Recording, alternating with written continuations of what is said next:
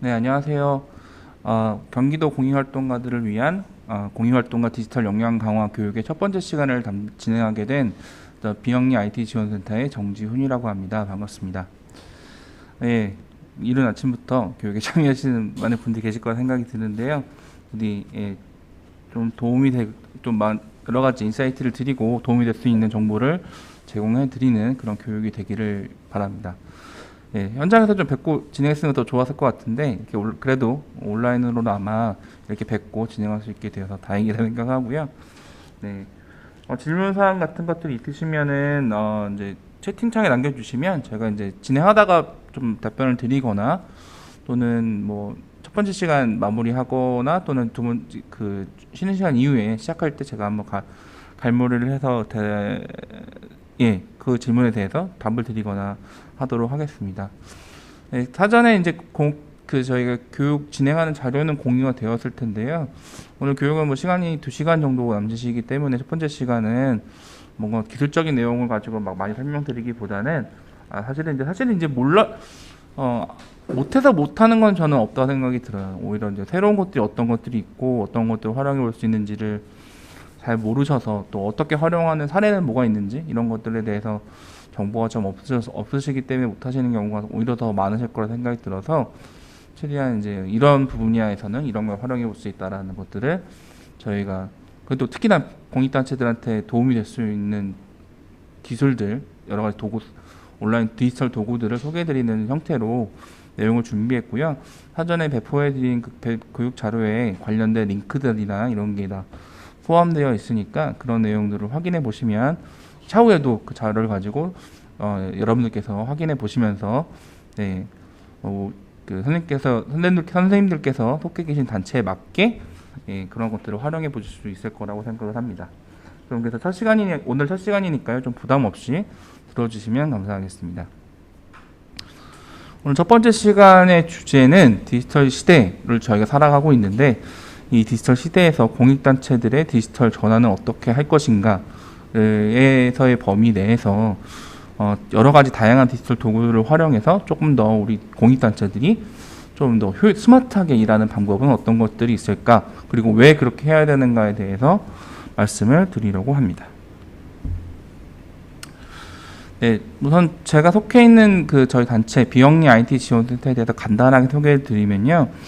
저희는 이제 뭐 비영리 단체들이나 사회적 경제 조직 등 어떤 공익적인 목적을 가지고 활동하시는 공익단체들이 좀 더 그 공익적 미션을 달성하는 데에 있어서 요즘에는 모든 것들이 다 디지털과 연결되어 있는데 사실 현장에서 여러 가지 이유로 열악한 부분이라든지 또는 전문성이 부족한 부분들이 많이 있기 때문에 그들 공익단체들을 위한 민간에서의 전문 중간 지원 기관이 필요하겠다라는 이제 필요에 의해서 저희가 설립이 된 저희가 사단법인이고요.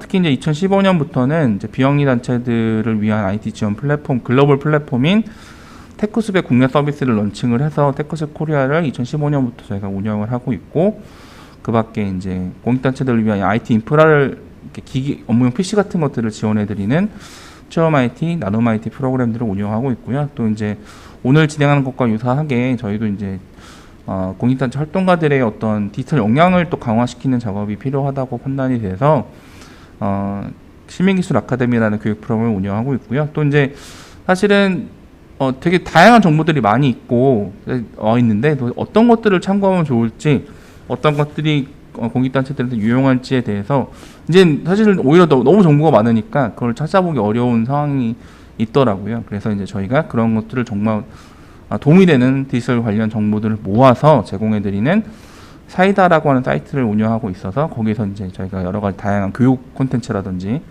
뭐 여러 가지 도움이 될 수 있는 칼럼이나 정보들을 제공해드리고 있습니다.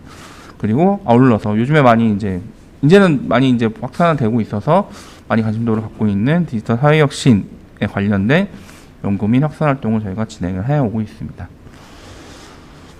네, 조금 이제 어떤 도구에 대해서 이제 사용할까 그 부분을 좀 설명을 드리겠지만 조금 더 먼저 앞서서의 하나 질문을 드리고 시작하면 몇 년 전부터 이제 4차 산업혁명이라는 얘기가 많이 예고가다가 요즘에는 특히나 이제 코로나로 인한 팬데믹 상황을 저희가 맞이하면서 우리 사회가 갑자기 디지털 시대에 넘어갔다 이런 얘기들을 하고 있어서 이제 그런 것에 대해서도 언론 보도에서도 많이 나오고 저희도 그렇게 접하고 있는데요. 디지털 시대가 뭔가라는 걸 생각해 봤을 때 약간 예전에는 좀 약간 이렇게 낯설게 조금 이제 어렵게 받아들이시는 경우들도 많이 있었던 것 같아요. 그래서 저희가 보통 얘기하는 디지털 전환이라는 요즘에 이제 디지털 전환이라는 것이 일반적인 기업들이나 공공에서뿐만 아니라 이제는 특히나 몇 년 전부터 계속 그런 것들이 요구되어 왔었지만 특히나 최근 1, 2년 사이에 더더욱 공익단체들에게도 이 디지털 전환이 필요성이 강하게 대두되고 있는데 디지털 전환이라는 것이 어떤 의미를 갖는지를 간단하게 살펴보면 기업이 새로운 비즈니스 모델, 제품, 서비스를 창출하기 위해 디지털 역량을 활용함으로써 고객 및 시장의 파괴적인 변화에 적응하거나 이를 추진하는 지속적인 프로세스라고 시장조사기관 IDC가 이제 정의를 하고 있습니다. 디지털 전환에 대한 정의는 매우 다양한 편인데 저는 이제 이 부분을 좀 이용해 봤는데요. 여기서 이제 기업이라고 되어 있지만 여기다가 저희 공익단체를 넣어서 생각을 해보면 여기서의 비즈니스 모델, 제품, 서비스 이런 것들이 공익단체들 공익활동과도 다 연결된다고 해보시면 좋을 것 같습니다. 그래서 기존에 저희가 해왔던 그런 것들이 디지털 기술들과 연결이 되었을 때 어떻게 변화할 수 있는지 어떤 새로운 것들을 이제 해볼 수 있는지에 대해서 저희가 고민을 해봐야 되는 그런 부분이 되는 것이겠고요. 특히나 지금처럼 갑자기 팬데믹 상황을 맞이하면서 저희가 모든 것들이 갑자기 비대면 심지어 지금 교육도 저희가 이게 비대면으로 온라인으로 진행하고 있는데 이런 환경이 사실은 저희가 불과 1, 2년 전만 하더라도 그렇게 익숙하지 않았던 근데 지금은 불과 1, 2년 사이에 이런 것들을 많이 경험하고 하시다 보니까 이렇게 참여하시는 것도 많이 익숙해지셔서 저희가 이렇게 진행하고 있는 건데요. 그만큼 시장 대응 환경 변화에 따라서 지금 교육 같은 이런 공익활동 영역에서의 교육 같은 교육이나 세미나 이런 것들도 어떤 디지털 전환은 일어나갔다는 것들에 대한 반증이 되겠죠. 그래서 이런 것들을 변화하고 추진하는 것들을 저희들은 알게 모르게 여러분들께서도 알게 모르게 디지털 전환을 해오고 있다라는 부분이라고 할 수 있겠고요. 조금 더 디테일하게 그러면 공익단체들은 디지털 전환을 어떤 방식으로 좀 해야지 더 효율적일까, 효과적일 것인가에 대해서 알아보도록 하겠습니다. 근데 먼저 좀 생각을 해보면 스스로를 먼저 돌아보면 좋을 것 같다는 생각인데요. 우리 조직은 디지털 활동에 적합한 체질을 갖고 있냐라는 것들을 한번 자문해 보면 어떨까 싶습니다.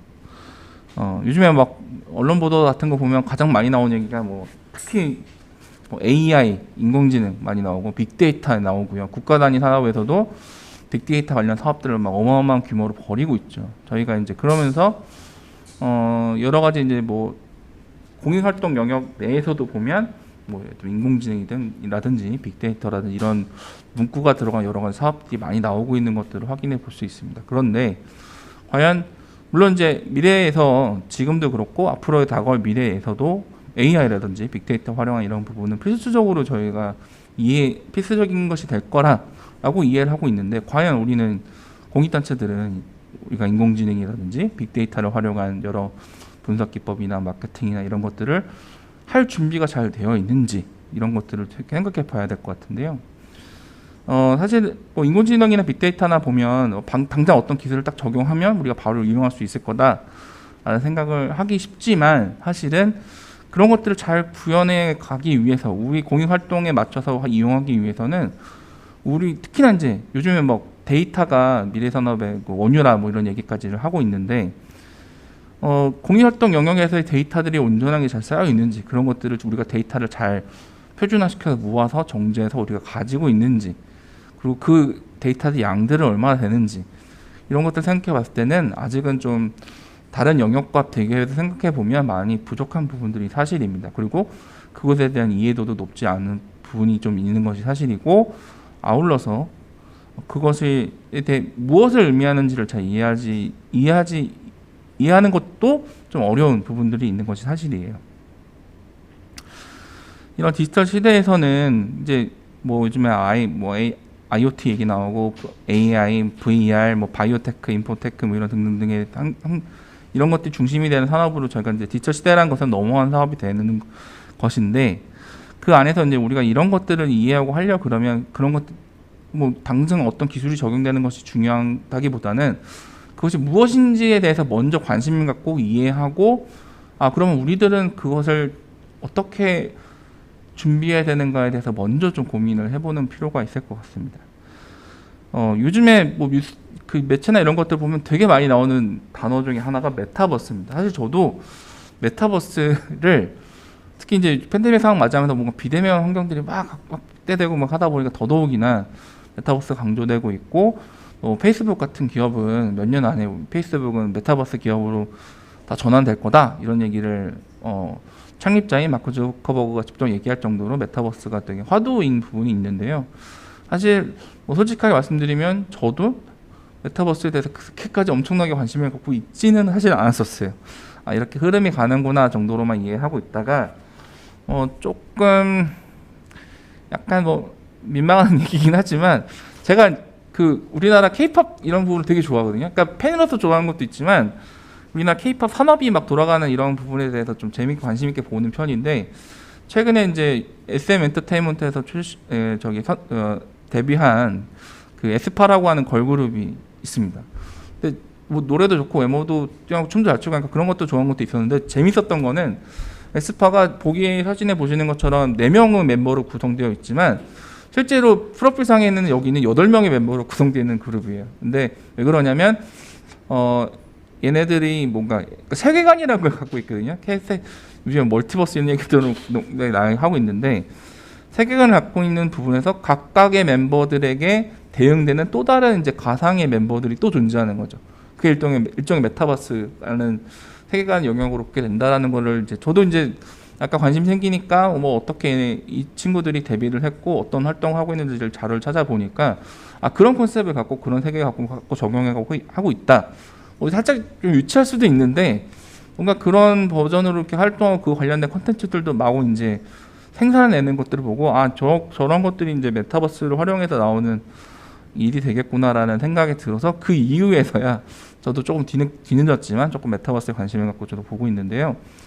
그러니까 메타버스가 어떤 것인지에 대해서 앞으로 더 연구가 필요하고 좀 특히 공공활동 영역에서는 어떻게 해야 될지를 고민해 봐야 되겠지만 우선적으로 메타버스가 도대체 무엇이고 어떻게 지금 흐름이 가고 있고 좀 예시들은 어떤 것들이 있는가에 대해서 먼저 딱 공익활동에서 이렇게 하세요라고 누가 가이드를 줄 수 있는 건 사실 아니거든요. 스스로 공익활동가인 우리들이 먼저 이런 거에 대해서도 너무 멀게만 느끼기보다는 먼저 좀 관심을 갖고 알아보고 특히 그냥 이제 이런 것들이 다 흐름은 중심이 될 수밖에 없기 때문에 그런 것들을 알아보고 해야 그 다음에 이제 우리에 맞춰서는 어떻게 해볼 수 있을까 그런 아이디어도 생각해보고 이제 우리에 맞춰서 할 수 있는 일들을 기획하고 준비해 볼 수 있다는 거죠.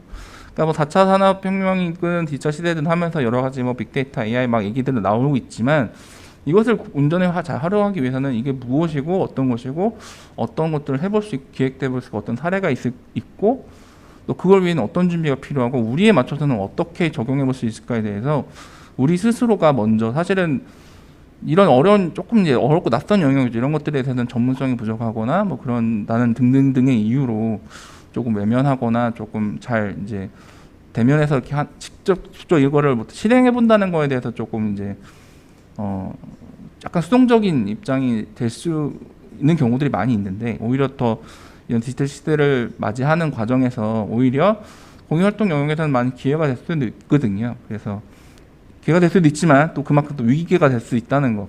열심히 잘 오히려 더 단순히 쫓아가는 것보다는 일부적 공익활동 영역에 있어서만큼은 뭔가 좀 더 기업들이나 다른 공공 이런 데보다도 더 선도적으로 하기 위해서는 우리 스스로가 이런 것들에 대해서 새로운 것들 좀 시대의 변화에 맞춰서 하는 것들은 우리 스스로 관심을 가지고 이제 어떻게 해야 되는지를 또 고민해 봐야 된다라는 걸 좀 말씀드리고 싶습니다.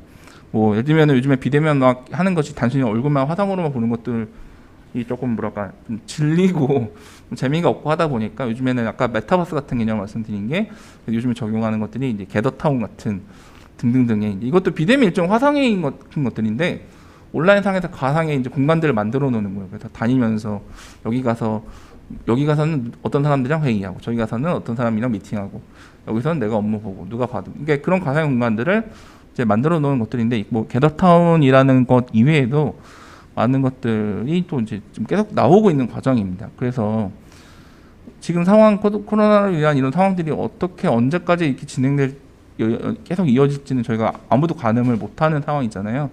그렇다면 지금 같은 그런 부분에 대해서 지금같이 그냥 단순히 화상 회의로만 하는 것들로만 멈출 것인가 하는 거에 대해서 의문을 가지면 좀 이거를 뭐 예를 들면 메타버스 이런 것들 활용해서 우리 공익 활동 영역에서는 어떻게 적용해 볼 수 있을까 좀 그런 것들 좀 알아볼 필요가 있다는 거죠.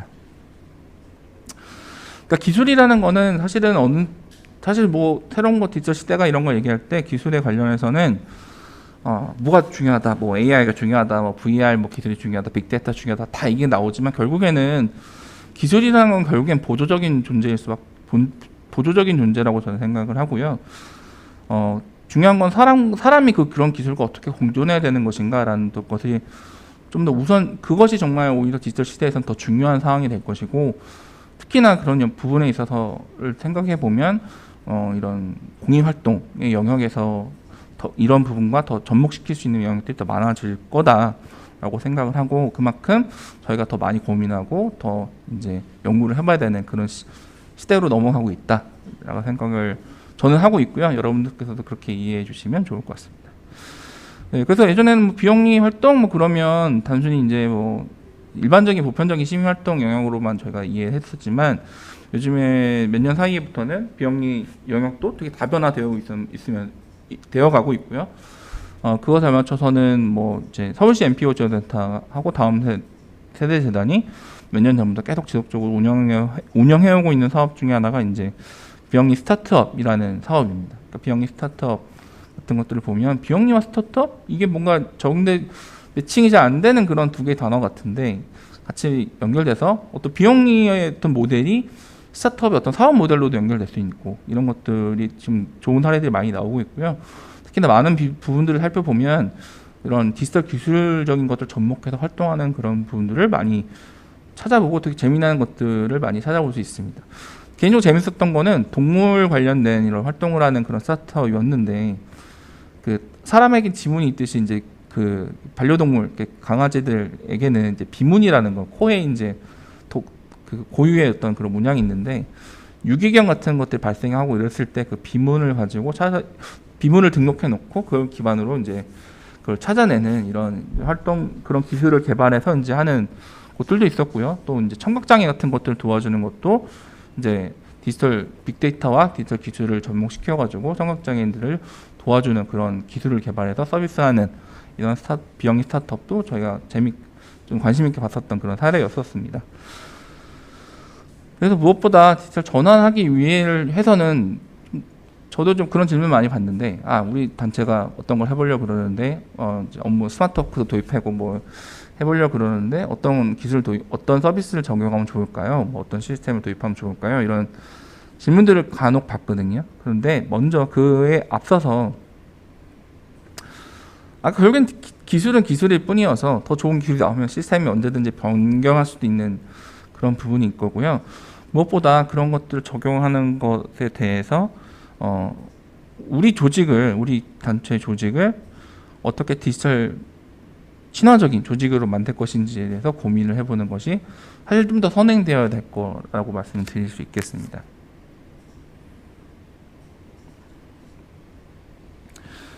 네. 그리고 그런 것들과 함께 또 앞으로 이런 시대에서 우리가 준비하는 디지털 전환을 준비하는 과정에서 어떤 것들을 해야 될까? 첫 번째 기술에 대한 이해를 뭐 AI가 어떤 거냐? 우리가 당장 AI를 기술을 바로 적용해서 하긴 내부적으로 할 수는 없겠죠. 되게 어려운 일이니까. 하지만 적어도 그게 뭔지는 알고 있어야 나중에 전문가와 매칭됐을 때도 우리가 같이 논의해서 같이 기획을 해서 해볼 수 있는 것들인데 우리가 전혀 이런 것에 대해서 이해도를 갖고 있지 못하면 정말 그거는 그냥 저희가 접근할 수 없는 일이 될 수 있기 때문에 기술에 대한 이해 노력이 필요하고요. 국내의 다양한 사례와 흐름에 대해서도 조사 연구를 해볼 필요가 있다. 그리고 현재 환경에서 필요한 것 또는 계산이 가능한 문제들을 도출해내는 방법들도 필요하겠습니다. 그러니까 특히 이제 저희 공유활동 영역들이 저희들이 우선적으로 갈 수 있는 그런 부분일 텐데 이제 지역에서라든지 또는 뭐 어떤 특정 영역에서라든지 이런 것들이 어떤 것들이 문제가 있고 어떤 방법을 통해서 그러니까 만약에 기술을 당장은 적용해서 하기는 어렵지만 어쨌든 우리가 기술에 대한 이해도를 어느 정도 갖고 있으면 이런 문제들은 AI를 접목해서 한다 그러면 이렇게 개선해 볼 수 있겠다라는 그러니까 상상을 해보는 거죠. 먼저 아이디어를 그게 구현될 수 있는지의 부분은 좀 차후의 문제가 되겠지만 어쨌든 그런 것들을 어떤 문제가 있는지 그걸 어떻게 개선해 볼 수 있을지에 대해서 아이디어를 가져보면 좋겠고 향후에 그런 것들을 조금 더 구체화시키는 그런 계획과 실행도 뒤따르면 좋을 것 같고요.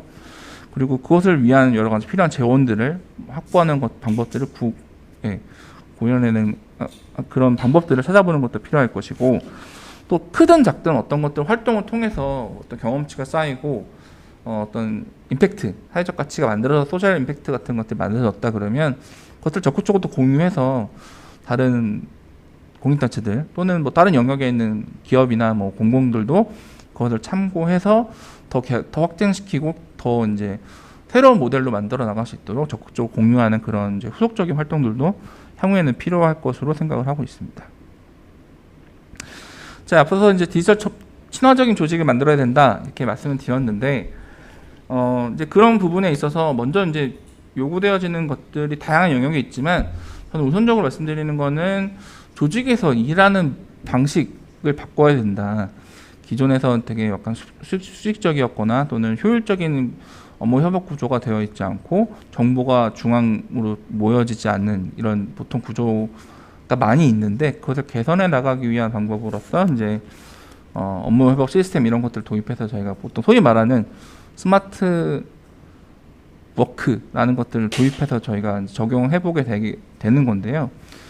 불과 몇 년 전만 하더라도 제가 저희 센터에서 일을 시작한 것이 2015년부터 제가 2015년 약 이맘때 한 8월쯤에 제가 합류를 했었었는데 그때부터도 이제 공익단체들을 만나면 많이 이렇게 말씀도 드리고 교육도 하고 이렇게 얘기했던 것이 바로 스마트워크에 관련된 거였어요. 근데 그때만 하더라도 스마트워크 그러면 약간 이런 반응, 그게 뭐야? 라는 반응을 주신 경우들이 좀 많았었습니다. 그러니까 좀 내용이 낯서신 거죠. 그걸 왜 해야 되냐? 비용 드는 거 아니냐? 그러니까 이제 약간 대표자분들이나 관리자급 이상분들은 약간 그런 반응들도 일부 있으셨고요. 또 이제 반대로 활동하시는 활동가분들의 입장에서 생각을 하면 그거 스마트워크? 그거 하면은 일 더 해야 되는 거 아니야? 지금도 막 너무 여러 가지 현업에 쫓겨서 하루 8시간도 맨날 야근도 많이 하시고 주말 근무도 많이 하시고 이렇게 지금도 여유 없이 살고 있는데 스마트워크 하면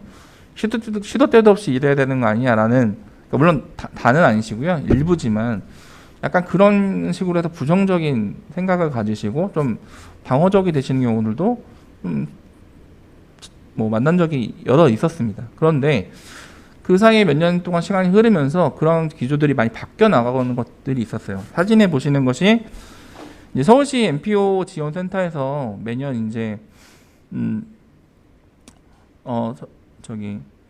NPO 파트너 페어라는 이름으로 몇 년 동안 계속 이제 운영해온 그런 이제 약간 컨퍼런스 같은 이런 행사를 하고 있는데 저희도 매년 참여를 하고 있는데요.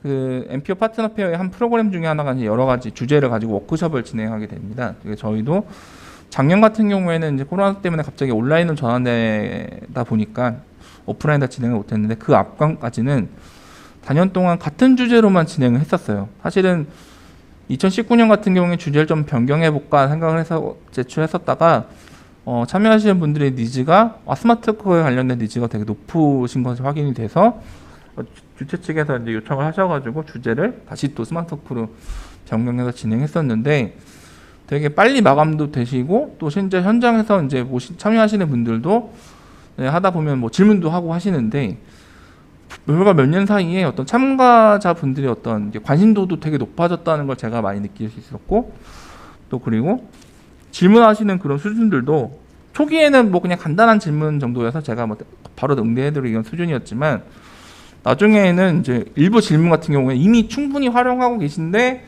뭔가 조금 더 이제 좀 더 이제 고급 레벨로 올라가기 위한 고민들을 하고 계신 분들이 참여해 주셔서 현장에서 좀 질문을 주셨는데 좀 뭐 부끄러운 얘기지만 일부 질문들은 저도 바로 답변이 어려워서 따로 알아본 후에 제가 뭐 메일이나 이런 걸로 전달드리거나 이런 적도 있었을 정도로 매년 그런 변화의 폭이 많이 늘어게 이제 커져 갔었던 것이 사실입니다. 그러다가 이제 작년부터는 코로나로 인한 갑자기 팬데믹 상황을 저희가 맞이하면서 모든 이제 단체들도 이제 비대면에서 어떻게 해야 되는가 이제 갑자기 뭐 재택근무가 이런 경우들도 발생하니까 그런 환경에 어떻게 대응을 해야 될까라는 고민을 하시면서 또 그러면서 더욱 더 자연스럽게 스마트 워크, 온라인 협업 도구 이런 등등에 대한 관심을 더 크게 가지시게 된 것 같습니다.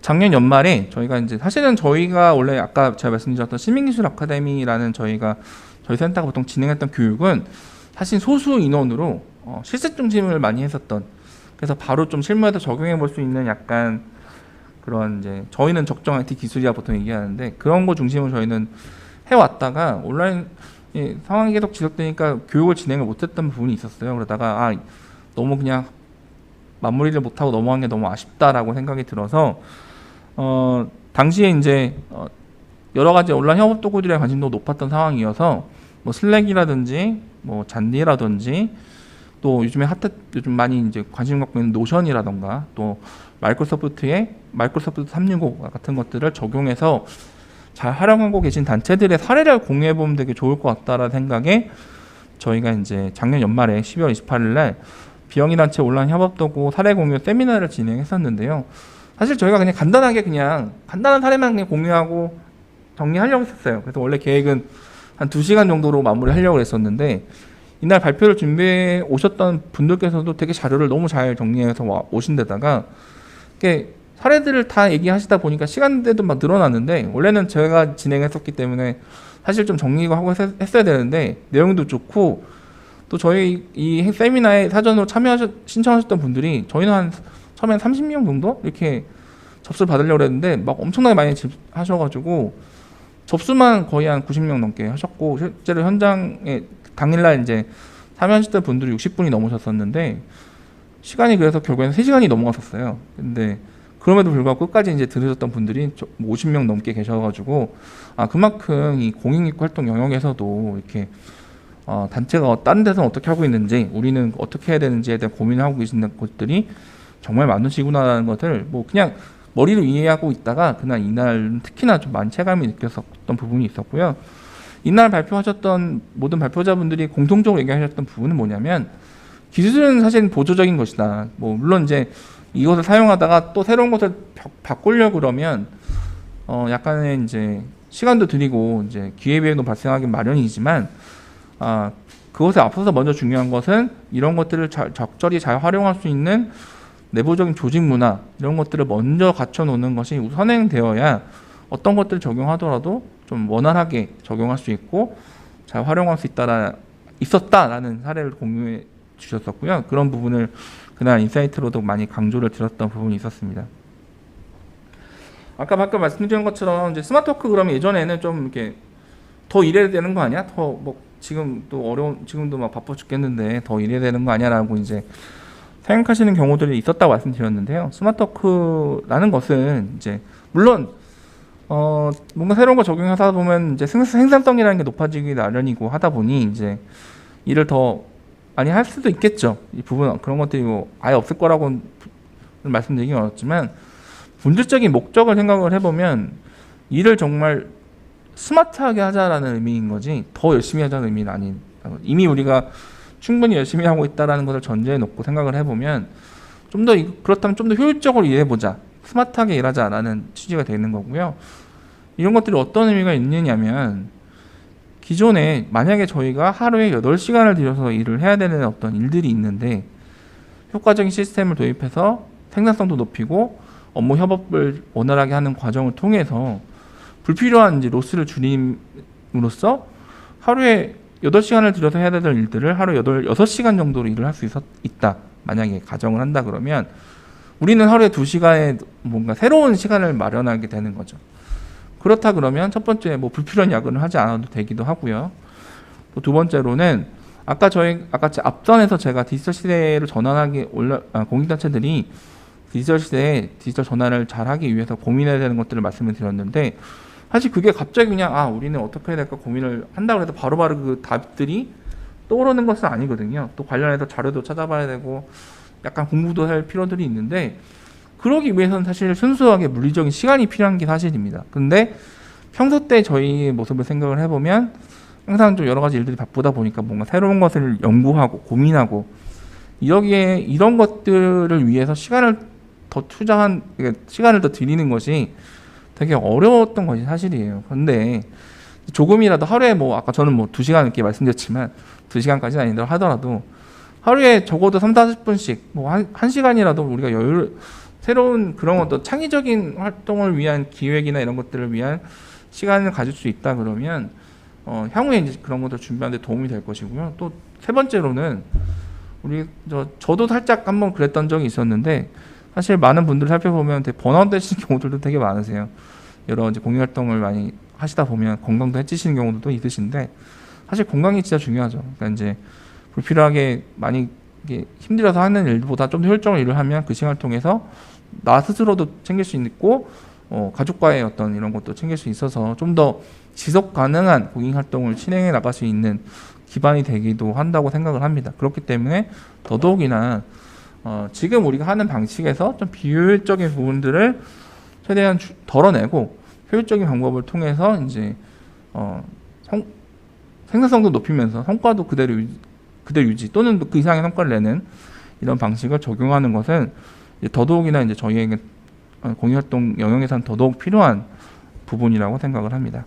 그래서 더 많이 일하는 것이 목적이 아니라 효율적으로 일하는 것이 가장 중요한 일이다라는 거 이해하시면 좋을 것 같고요.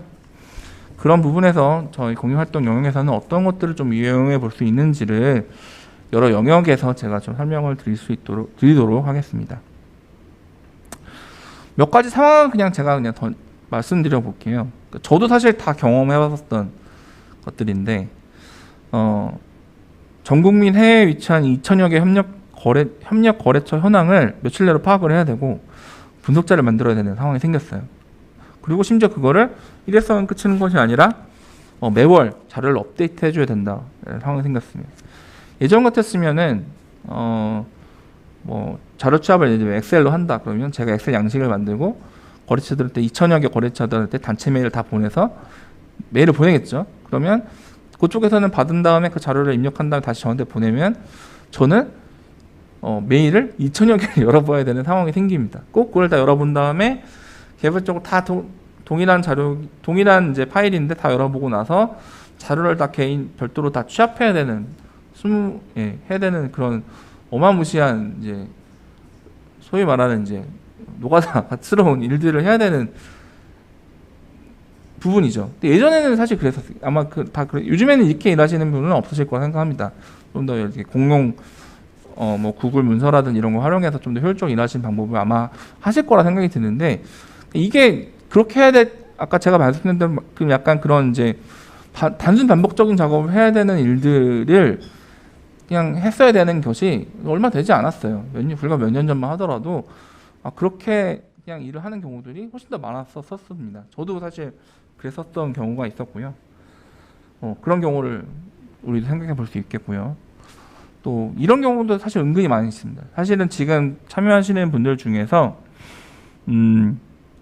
참여하시는 분들이 이 속해 계신 기관에서 기관용 메일을 쓰신 경우가 얼마나 있는지는 잘 모르겠어요. 근데 제가 만나다 보면 여전히 기관용 메일로 네이버 메일이라든지 다음 메일이라든지 또는 지메일이라든지 그런 이제 개인용 메일을 쓰시는 경우를 매우 많이 볼 수 있거든요. 그런 경우에 해당될 수 있는데, 여러 사업을 담당하던 어떤 분이 퇴사를 하셨어요. 근데 1년이 지나서 이제 후임으로 오신 다른 분이 살펴보다 보니 보통 일이라는 게 반복적으로 일어나는 경우들이 많이 있잖아요.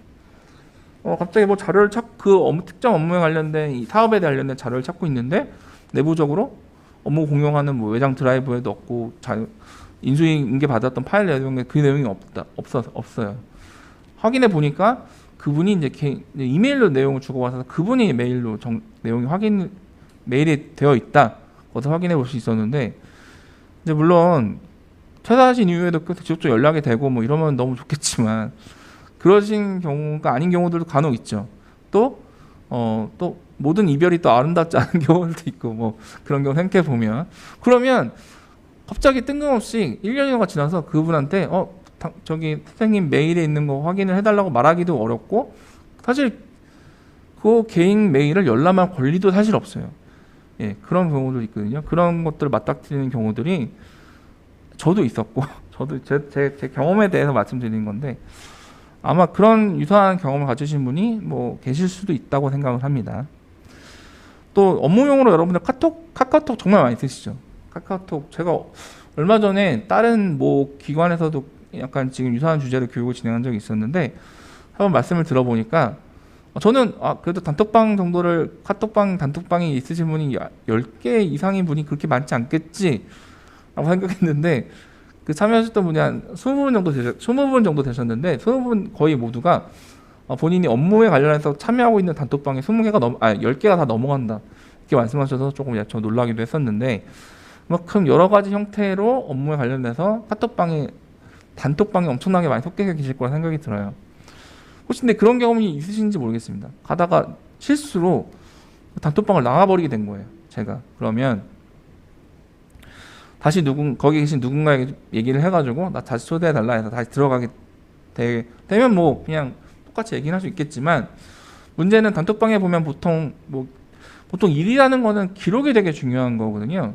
이전에 이 일에 관련해서 어떤 얘기를 했었는지 또 어떤 자료들을 주고받았는지 그것에 대한 기록이 되게 중요한 건데 이렇게 다시 카톡방에 나갔다 다시 들어가게 되면 이전에 어떤 내용을 주고받았는지 어떤 자료를 주고받았었는지 어떤 내용 관련해서 논의를 했었는지에 대해서 확인할 수 있는 방법이 없습니다. 네. 혹시 그런 경험이 없으신지 모르겠어요. 네. 또 경우에 따라서 이런 경우도 있습니다. 여기서는 약간 뭐 흑역사 사진이라고 저는 이렇게 설정해놨지만 어떤 사례를 말씀드리면 이름을 밝히기는 어렵지만 약간 이제 인권 관련된 활동을 하는 단체였는데 이제 실수로 되게 그 개인 정보들이 담겨져 있는 이런 파일을 되게 잘못된 그러니까 여기 이 단톡방에 계신 분들한테 공유하려고 보냈는데 잘못 보낸 거죠. 실수로. 그러니까 사람이 그런 실수를 잘 안 하지만 보통 실수를 하게 되면 이걸 내가 왜 했지라고 이렇게 소위 말해서 이제 멍하게 되는 상황이 생기잖아요. 비슷하다고 보시면 돼요. 근데 개인정보, 되게 카톡은 개인 커뮤니케이션을 위한 도구다 보니까 일적인 거 이외에도 되게 여러 가지 많이 연결되어 있고 내가 보낸 파일을 지울 수도 없어요. 내가 보는 것을 지울 수 있지만 그 파일을 누군가 열람을 했다 그러면 그것을 내가 지울 수 있는 방법이 없습니다. 네. 그런 경우에는 되게 곤란한 상황을 맞이하게 되는 거죠. 지금 제가 여기 상황을 설정해 놓은 거는 그냥 되게 민망한, 사실 제가 개인적으로 메시지 주고 왔다가 원래 친구한테 장난으로 보내야 되는 거를 동명이인인 다른 사람한테 보낸 거예요. 엄청나게 민망해가지고 근데 이제 더 민망했던 그분이 아무런 반응도 없으셔가지고 그 사람한테 참 저는 되게 이상한 사람이 됐겠다 뭐 그냥 그건 제 개인이 좀 민망하고 말면 되는 그런 문제지만 아까 말씀드렸던 것처럼 그럼 개인정보 같은 것도 되게 중요한 자료 유출된다 그러면 그건 심각한 문제가 될 수도 있는 거겠죠. 그런 취약성을 갖고 있는 것이 또 카카오톡의 단점이기도 한데요. 그런 상황을 맞이하게 앞에 설명드렸던 상황들을 맞이하게 되면 좀 약간 이런 반응들, 이런 좀 생각이 들지 않을까라는 생각이 들고요. 아마 그런 경험들은 조금씩 여기 참여하시는 모든 분들이 그래도 한 번씩은 다 경험해 보지 않으셨을까? 좀 감히 추측을 해봅니다. 저희 공익활동, 공익단체들이 어떤 일하는 업무 특성들 좀 고려를 생각을 해보면 뭐 더 많이 있겠지만 저는 조금 이렇게 생각을 합니다. 우선 업무 강도가 되게 매우 높다. 그것이 일반적인 기업들과 비교해서 뭐 업무 시간이 많고 이런 걸 떠나서 되게 여러 가지 이해관계자들과 연결되는 일들을 많이 하고 있고 또 한 사람이 되게 여러 가지 일을 영역을 이렇게 다 하시는 경우도 되게 많아요. 공익단체에서 홍보 담당자가 예를 들어 홍보 담당자가 있다 그러면 그분이 홍보 일만 하시는 경우들이 되게 많이 드물죠. 느껴지는 경우도 있고요. 또 재원이 한정적인 것도 문제라는 부분이라고 볼 수 있고 또 부분적으로 전문성이 부족한 경우들도 예, 그러니까 일할 수 있는 역량이 부족하다기보다는 일을 아까 다양한 업무 범위를 하고 뭐 경우에 따라서 이제 공공사업이나 이런 거 연계돼서 이제 용역사업이나 이런 걸 하게 되는데 그런 것들 수행하는 부분에 있어서 전문적인 부분, 전문성이 좀 부족한 경우들도 간혹 확인이 되기도 하고요. 또 뭐 다 그런 건 아니지만 많은 부분들 보면 여러 가지 이슈나 이런 부분 때문에 활동가들이 되게 한 곳에서 오래 근무하지 못하는 그러니까 짧은 근속 연수가 좀 짧은 편인 경우들도 좀 다소 보이고 그러다 보니 또 인력이 자주 교체되다 보니 어떤 일이라는 건 되게 그 조직에 되게 내재화되어야 하고 그래서 기반으로 이제 조직 역량 같은 것도 같이 끌어 올라가야 되는 부분인데 이런저런 문제들 이런 이제 다른 이제 이런 부분들 때문에 인력이 교체가 되는 과정에서 그런 이제 역량적인이나 그런 부분들이 내재화되지 못하는 이런 이제 업무 특성들이 좀 약간 부정적인 특성인데요. 그런 부분들을 가지고 있다고 생각을 합니다. 그런 걸로 인해서 발생하는 문제점들, 일하는 방식에서의 문제점들은 아까 제가 첫 번째 아까 사례에서 말씀드렸던 것처럼 요즘엔 그래도 그런 것들 많이 개선이 되어 가고 있지만 근데 여전히 단순 반복 업무를 반복해야 되는 이런 경우들도 많이 있고요. 그리고 협업을 효율적으로 하지 못하는 그러니까 일을 되게 뭐 누가 파일 주고 누가 받고 뭐 이런 식으로 해서 하는 비효율적인 이런 방식을 여전히 갖고 있는 단체들도 많이 있고요. 또 정보보안이 되게 취약한 경우도 있습니다. 정보보안이 취약하다는 의미는 단순히 어떤 뭐 해커가 우리를 뚫고 들어와서 하는 이런 취약한 부분도 물론 있지만 이제 아까 카카오톡 같은 것들 말씀드린 것처럼 뭔가 일하고 있는 그 방식의 시스템 과정에서 갖고 있는 취약점 때문에 생겨나는 정보보안의 취약성들도 매우 높은 편이에요. 그리고 뭐 좀 다른 문제지만 또 홈페이지 같은 것도 살펴보면 이제 보안성을 좀 잘 갖춰놓지 못한 경우 때문에 이제 정보가 유출되거나 이런 경우들도 다소 확인이 될 수 있습니다.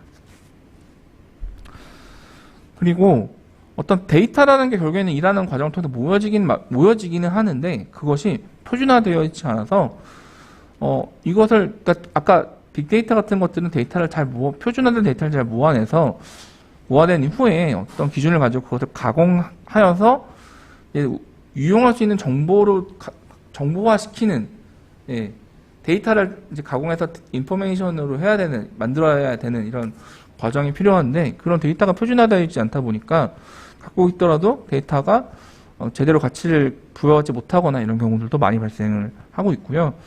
그리고 데이터가 되게 파편적으로 관련된다는 문제점도 있습니다. 뭐냐면 업무용 자료들이 이제 여러 가지 양식들이나 이런 것들 보면 그런 경우 있죠. 이거 문서 양식 그거 자료 이전에 기획 자료 어디 있지? 이런 것들을 하면 하나하나 누구 관련된 사람한테 물어봐야 되거나 이런 경우들도 많이 있는데 그러니까 공통으로 뭔가 업무 자료 같은 것들을 공용으로 관리를 하고 검색 같은 걸 통해 갖고 이제 그런 필요한 자료를 확인을 바로바로 할 수 있으면 그런 이제 불필요한 작업 과정들이 필요하지 않은데 데이터가 되게 파편적으로 관리되어 있고 뭐 어떤 자료는 어느 외장하드에 들어있고 어디는 뭐 나스에 들어있고 어디는 누구 노트북에 들어있고 이런 식으로 관리되는 경우들이 되게 많다 보니까 데이터가 파편적으로 관리되고 있고 그것 때문에 효율적인 데이터 관리가 되지 못한다. 이런 문제점들을 가지고 있습니다. 그래서 일하는 방식을 개선하는 방법으로는 크게 두 가지를 생각해 볼 수 있겠는데요. 첫 번째는 공익활동가 개인 스스로의 개인 역량을 향상시키는 거. 이거는 조직에서 이제 뭔가 교육을 시켜주거나 지금 교육 참여하시는 것처럼 시켜주거나 이제 개인 스스로도 내가 예를 들면 내가 홍보 일을 하고 있는데 요즘에 홍보 분야에서 특히나 하는 부분에서는 영상 같은 게 뭐 유튜브 같은 거 활용한 이런 영상 매체를 활용한 홍보가 대세잖아요. 그러니까 우리 단체는 어떻게 해야 되는가? 내가 역량은 당장은 없지만 우선 키워야 그거는 본인 스스로의 역량을 키우는 투자가 되기도 하겠죠. 그런 걸 해본다든지 단체 내에서도 별도로 외부 요청을 해가지고 교육을 한다든지 등등등의 방법을 통해서 어떤 개인 역량을 향상시키는 것이 한 부분이 되겠고요. 다른 부분으로는 조직 시스템을 변화시키는 것이 이제 를 생각해 볼 수 있겠습니다. 여기서의 조직 시스템을 변화한다는 거는 단순히 어떤 뭐 ERP 시스템을 뭘 도입해서 한다 이런 기술적인 어떤 특정 기술을 도입하는 걸로 얘기한다기보다는 말 그대로 정말 조직 문화를 바꾸는 것에 가까웠다고 보시면 될 것 같아요. 그러니까 이제 일하는 방식, 기존에서 일하는 방식 자체를 이제 이런 디지털에 좀 더 프렌들리한 형태로 바꿔야 되고, 그래서 모든 정보들을 같이 공유한다든지 공유하고, 또 내부적인 그런 이제 뭐랄까 정책 같은 것들을 다 만들어서 뭔가 특정 시스템을 도입했을 때 그 시스템이 갖고 있는 장점들을 잘 발현될 수 있도록 기반이 되는 그런 이제 우리 내부의 조직 시스템의 변화, 조직 문화를 만들어가는 것, 새로운 조직 문화를 만드는 것, 그것이 좀 필요한 부분이 될 것 같고요. 되겠고요. 그래서 저는 이제 오늘은 그 이제 개인 역량 향상 부분이 아닌 이 시스템 변화를 어떻게 해볼 것인지에 대해서 말씀드리려고 합니다.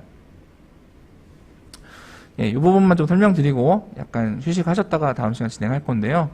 예전에는 뭔가 시스템을 뭔가 새롭게 적용해서 한다 그러면 이거는 매우 예산적 비용도 많이 들어가고 기술적인 부분도 많이 필요하고 또 이제 시간도 들고 어쨌든 그런 좀 작은 조직에서는 그렇게 하기 되게 어려운 부분이 있었어요. 그런데 그런 부분들이 이제 많은 영역들이 이제 클라우드와 서비스로 기반으로 넘어가게 되면서 클라우드 서비스를 활용해서 작은 조직이라 하더라도 그렇게 큰 예산을 들이지 않고 전문성 우리가 갖고 있지 않더라도 그런 클라우드 기반 서비스를 우리 조직에 맞게 도입하여 설치하고 활용할 수 있는 그런 이제 디지털 환경이 갖춰져 있거든요. 그렇기 때문에 클라우드 서비스들을 활용해서 효과적인 협업 구조를 만드는 것이 이제 저희에게는 이제 앞으로의 과제, 목표가 될 것인데요.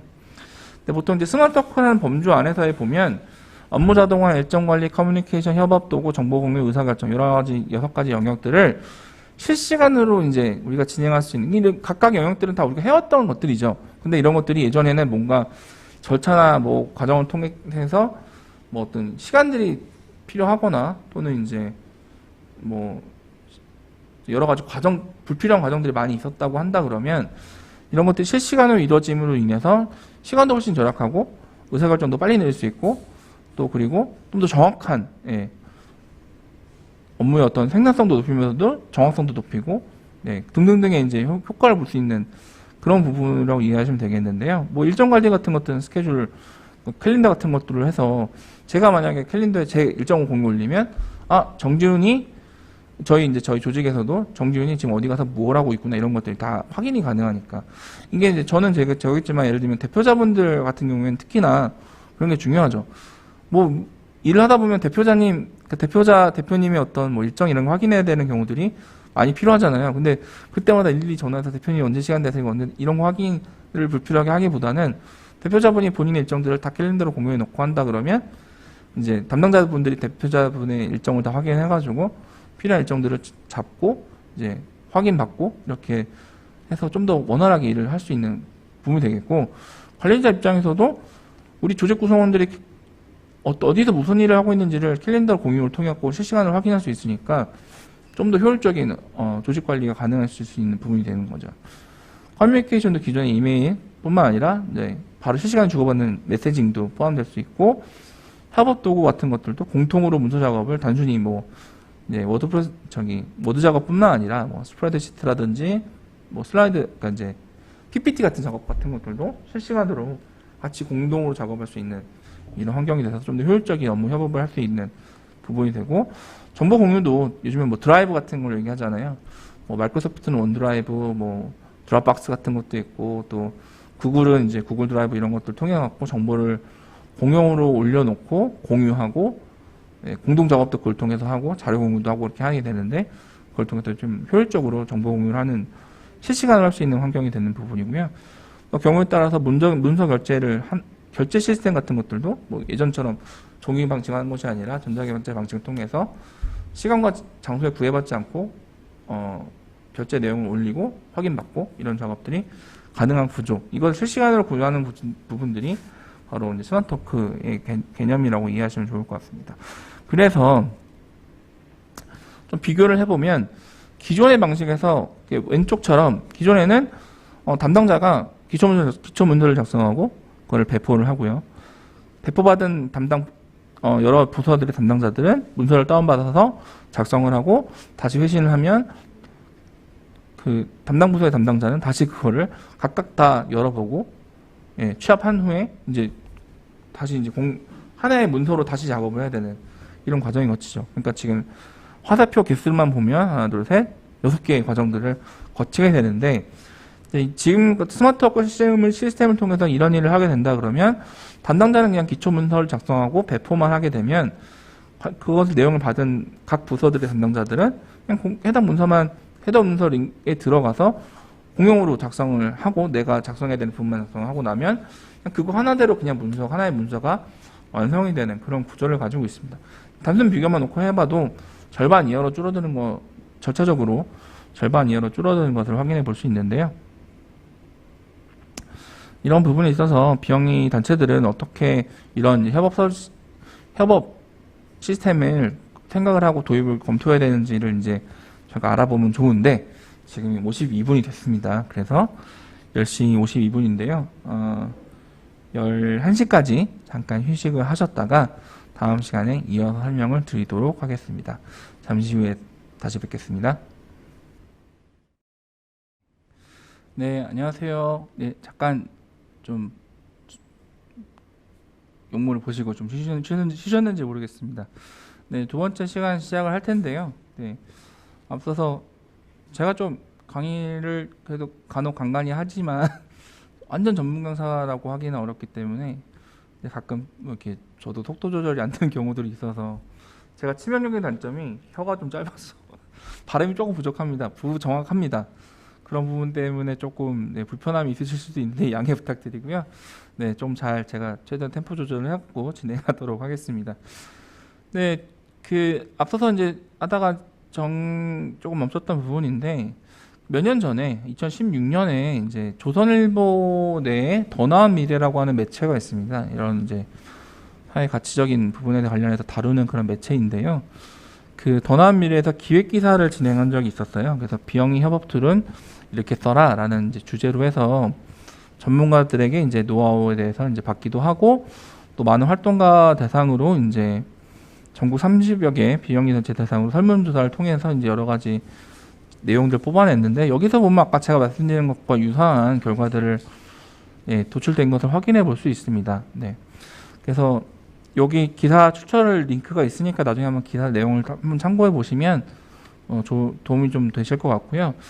그 기사 내용에서 좀 그러니까 비영리 단체들이 어떻게 협업 시스템을 이용하면 좋은지 그 노하우를 측근 4가지 범위에서 이제 뽑아냈는데 첫 번째 문제가 무엇인지 문제에서 출발하라라는 부분이 있습니다. 그러니까 각각의 단체들이 갖고 있는 어떤 개선 부분점들은 물론 많이 유사하긴 하지만 각각의 다른 갖고 있는 어떤 개선 부분들은 조금씩 차이가 있을 거예요. 그래서 우리가 개선해야 될 부분은 무엇인지 라는 것들을 먼저 고민해 보는 과정이 좀 필요할 것이고요. 두 번째는 어떤 것을 특정하게 도입하기에 앞서서 오프라인 정책을 먼저 다듬어야 된다는 부분을 얘기를 하고 있습니다. 이 부분은 이제 뭐 예를 들면 그런 다양한 부분이 있는데 자료를 같이 공용으로 활용한다 했을 때 파일명은 어떻게 하는 것인지를 정하는 것부터 사소하게 얘기를 하면 그러니까 예를 들면은 저희 센터 같은 경우에는 문서를 작성할 때 파일명을 앞에는 이제 뭐 오늘이 2021년 8월 26일이니까 210826 이런 식으로 만들어 놓고 언더바 치고 파일명 언더바 치고 작성한 사람 또는 작성한 부서 명칭을 이렇게 넣는 형태로 우선 구성하고 기획안 같은 경우는 초안이 있고 중간에 수정안이 있고 수정 2안, 3안, 뭐 최종안 이렇게 나오잖아요. 그런 경우에는 그런 것들 좀 뒤에 같이 붙여서 작성하는 걸로 저희는 내부에서 그런 걸 통일해서 활용하고 있습니다. 이거 왜 중요하냐면 나중에 공용 작업을 할 때 물론 정해진 폴더 같은 걸 정해놓고 이제 각 팀의 각 부서별로 업무별로 이제 만들어놓고 거기서 찾아도 되겠지만 필요한 것들 바로 검색해서 찾아야 되는 경우도 있는데 그런 것들이 좀 파일명 같은 게 통일되어 있으면 훨씬 더 효율적으로 빠르게 내가 필요한 자료를 검색해서 찾아볼 수 있는데 그렇지 않다 그러면 좀 그런 것들을 원활하게 하지 못할 수도 있거든요. 그래서 그런 것들을 처음에 할 때 잘 정책을 다듬어야 되는 그런 부분이 필요하다는 거, 그리고 표준을 정해야 된다는 거. 아까 제가 말씀드렸던 업무용 아이디에 일련번호를 붙인다든지 이런 등등등의 내용이 있는데요. 그러니까 예를 들면 또 한편으로는 이메일 같은 것도 마찬가지가 됩니다. 이메일 같은 것도 어떤 개인 이메일 같은 거는 좀 여러 가지 문구를 쓰거나 뭐 이렇게 막 뭐 좀 색다르게 하는 경우들이 많이 있는데 업무용 메일이 좀 달라지는 거죠. 업무용 메일 같은 거는 업무용을 주고받고 하고 그 사람이 하는 부분이다 보니까 어느 조직 꼭 다 그런 건 아닌데요. 어느 조직들 같은 경우는 꼭 이름으로만 하거나 이렇게 하는 경우들도 있고 또 외국 그러니까 뭐 이게 특히 IT 기업들 같은 경우에 살펴보면 뭐 영어 이름 내부에서 이제 영어 이름을 쓰는 경우들도 있거든요. 그러면 뭐 요즘에 영어 이름이 예를 들면은 뭐 로버트다 그러면 로버트 골뱅이 뭐 땡땡땡 이렇게 이메일을 정하는 경우들도 있습니다. 비영리 단체 저희 같은 경우도 그렇게 적용해 보는 부분 필요하고요. 그리고 마지막으로 저는 이게 가장 되게 중요한 부분이라 생각을 하는데 천천히 시작을 해야 된다. 그러니까 아까 제가 말씀드렸던 것이 스마트워크를 도입해서 활용하는 것이 특정한 어떤 시스템, 어떤 기술을 도입해서 활용하는 그런 문제만이 아니라 그 단체가 갖고 있는 조직이 갖고 있는 문화, 일하는 방식을 바꾸는 일이거든요. 그래서 앞에서의 이런 문제에서 출발하고 오프라인 정책 다듬고 표준 정한 이런 과정들이 단시간 내에 정해지기가 되게 어렵습니다. 그리고 그것이 뭐 어떤 대표자분 이것저것 다 정해서 할 수 있는 일들도 아니고요. 내부 조직 구성원들과 되게 많은 논의와 수기를 통해서 정해서 다듬어야 되는 일들입니다.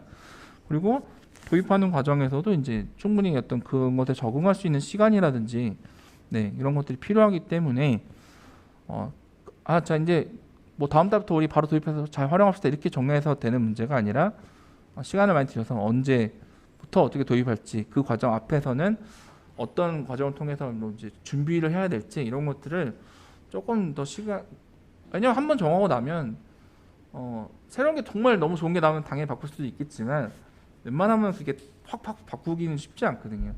조직의 많은 자원들 그런 것들을 다 이제 디지털화 시켜서 이제 공유하고 이렇게 시스템을 갖춰놓는 거다 보니까 그걸 쉽게 바꿀 수는 없거든요. 그렇기 때문에 특정한 것을 도입해서 활용하기 앞서서 이제 충분히 시간을 들여서 테스트도 해보고 이런 과정이 좀 필요하다는 부분을 말씀드릴 수 있겠습니다. 에버노트라고 하는 서비스가 있죠. 에버노트라고 하는 서비스를 혹시 써보신 분이 계신지 잘 모르겠는데 아마 많은 분들이 써보신 되게 유행을 했었던 그런 프로그램이니까 지금도 아마 활용하신 분들 계실 거라 생각이 들고요. 한때 우리나라에서도 에버노트가 정말 붐이 있어서 이 관련된 커뮤니티도 있고 막 정기적으로 무슨 이벤트도 하고 오프라인에서 이벤트도 하고 막 에버노트 나이트 해가지고 한 적도 있었습니다. 근데 요즘에는 에버노트가 좀 시들하죠. 근데 그게 오래됐냐? 그렇지 않아요. 불과 몇 년 전에 했었던 이 부분입니다. 한참 그걸 잘 쓸 때만 하더라도 이거만 잘 쓰면은 이거 에버노트 잘하면 정말 거의 약간 뭐 조금 MSG 조금 더 하면 이거 하면 만능이야 약간 이런 느낌 나올 정도로 많은 부분에서 활용할 수 있다라는 게 됐기도 했었고 커뮤니티가 막 활성되고 하니까 국내에서 이거 정말 이게 대세다 이렇게 생각했었지만 불과 이제 에버노트 사이트 자체에서 문제도 생기고 업데이트도 좀 문제가 있고 하다 보니 과정이고 또 새로운 것들이 나오는 과정에서 에버노트가 그때만큼 지금은 그렇지 않은 상황이죠. 그 사이 과정에서 워크플로우라는 것이 잠깐 반짝을 하다가 요즘에는 이제 어떤 게 많이 관점이면 노션이 약간 트렌디한 서비스 중에 하나인데 사실은 지금 또 보면 노션도 살짝 기가 좀 꺾였어요. 예전 노션이 되게 좋은 프로그램이지만 또 많은 사람들이 사용하면서 이제 써보다 보니 노션이 갖고 있는 또 한계점들이 또 있고 그러니까 그 어느 조직에 따라서는 노션이 잘 맞는 조직이 있고 또 이제 맞지 않는 조직들도 있는 부분인데 저 같은 경우는 노션을 저는 개인적으로 아직은 안 쓰고 있습니다. 왜냐하면 기존에 제가 그냥 써왔던 방식이 좀 더 익숙해서 그런 부분들도 있고 노션은 약간 이제 문서 베이스로서 뭐가 협업하고 이런 과정인데 제가 일하는 방식에서는 그거까지 활용을 하고 있지는 않았었거든요. 그래서 저는 하지 않지만 다만 이제 노션이 갖고 있는 노션은 자체 내에다가 이제 데이터베이스를 쌓을 수 있고 기반으로 심지어 그걸 가지고 이제 노션 가지고 홈페이지까지도 만들 수 있는 이런 기능적인 확장성을 갖고 있기 때문에 저도 활용성을 생각하면 저도 이제 알아볼 생각을 갖고는 있지만 어쨌든 노션도 이제 한창 몇 년 사이에 전 세계에서 가장 노션 관련된 커뮤니티가 가장 빠르게 성장한 나라가 우리나라입니다. 그 정도로 노션이 제가 과거에 에버노트가 그랬던 것처럼 노션도 확 그랬었지만 요즘에는 조금 이제 어느 정도 정리되면서 어쨌든 노션도 조금 이제 좀 정기적으로 어떻게 활용할지에 대한 많은 고민들이 이어지고 있는 그런 과정인데요. 또 새로운 것들이 나오면 또 노션의 자리를 또 무언가 또 대체할지도 모릅니다. 다만 이게 뭔가 새로운 것들이 계속 나오고 있는데 중요한 거는 우리 조직이 그리고 내가 나의 동료가 이런 것들 새로운 거 나왔고 더 좋은 거 만약에 나왔을 경우에 이런 것들 좀 유연하게 바로 이제 활용할 수 있는 충분한 내부적 역량들을 갖고 있는가, 경험치를 갖고 있는가, 그리고 그만큼 유연한 우리 조직 문화와 시스템을 우리가 갖고 있는가, 이 부분이 정말 중요하다는 거고, 그걸 잘 갖춰져 있으면 뭔가 새로운 거 나와도 유연하게 대처하고 적응하고 적절하게 부분적으로 우리한테 필요한 기능들을 잘 활용할 수 있게 된다는 부분이 되겠습니다. 이제 각 분야별로 조금 이제 여기서는 좀 제가 이러이러한 게 있다 중심으로 좀 설명을 좀 드릴 건데요.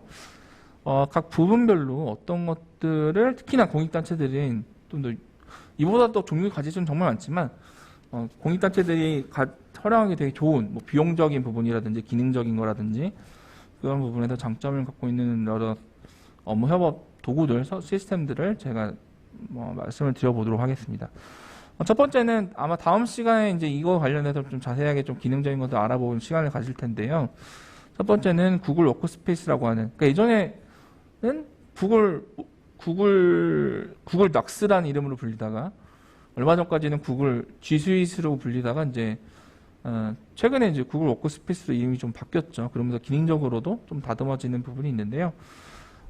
포함된 어플리케이션 구글 워크스페이스의 자꾸 제가 워크스페이스와 워크플레이스를 헷갈리는데, 왜냐하면 페이스북에는 워크플레이스라는 서비스가 있거든요. 이름이 좀 헷갈려요, 아직도. 근데 이제 내용을 보면 뭐 캘린더, 메일, 화상회의를 진행하는 구글 미트, 또 실시간 메시지를 주고받는 구글 챗 기능도 있고, 업무 협업 문서 작업으로는 닥스, 시트, 그리고 슬라이드 같은 거 있고요. 그리고 우리 이미 많이 분들이 활용하고 계시는 뭐 구글 설문지, 그러니까 영어로 하면 폼이 되는데 그런 거 있고, 사이트라는 거는 이제 우리가 개발을 할지 모른다 하더라도, 코딩을 할지 못한다 하더라도 이렇게 간단하게 문서 작업하는 형태로 작업을 하면 하나의 사이트를 만들 수 있는 그런 사이트 기능들을 제공해주고 있습니다. 뭐 밖에 저장 공간인 드라이브도 제공하고 캘린더도 등등등 이런 것도 같이 제공하고 있는데요. 이게 보면 요즘에 아마 지메일은 다 하나씩은 갖고 계실 거라 생각이 들고, 지메일에 그 기능들 들어가면 개인 지메일에도 캘린더 있고 다 있고, 그래서 별로 다른 거 없는 거 아니야?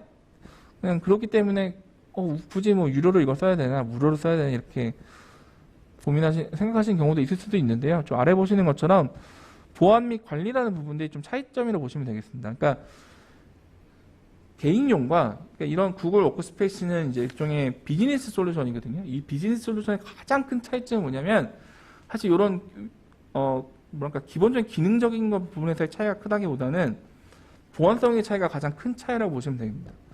그러니까 외부에서는 우리 쪽으로 접근을 할 수가 없는 거죠. 그러니까 그리고 아까 제가 개인 업무용으로 개인 메일을 사용하게 되면 그거에 대해서 조직이 어떤 접근 권한이 있지 않고 소유 권한도 없다고 말씀드렸는데, 이런 걸 활용함으로 인해서 도메인 메일이 적용된 것을 메일을 활용하게 되면 각각 계정 관리도 조직 내부에서 다 할 수 있고요. 관리자에서. 그리고 공용으로 자료를 쓰다 보면 누군가 자료를 뭐 잘못 건드려서 하거나 뭐 그런 경우가 생길 수도 있겠죠.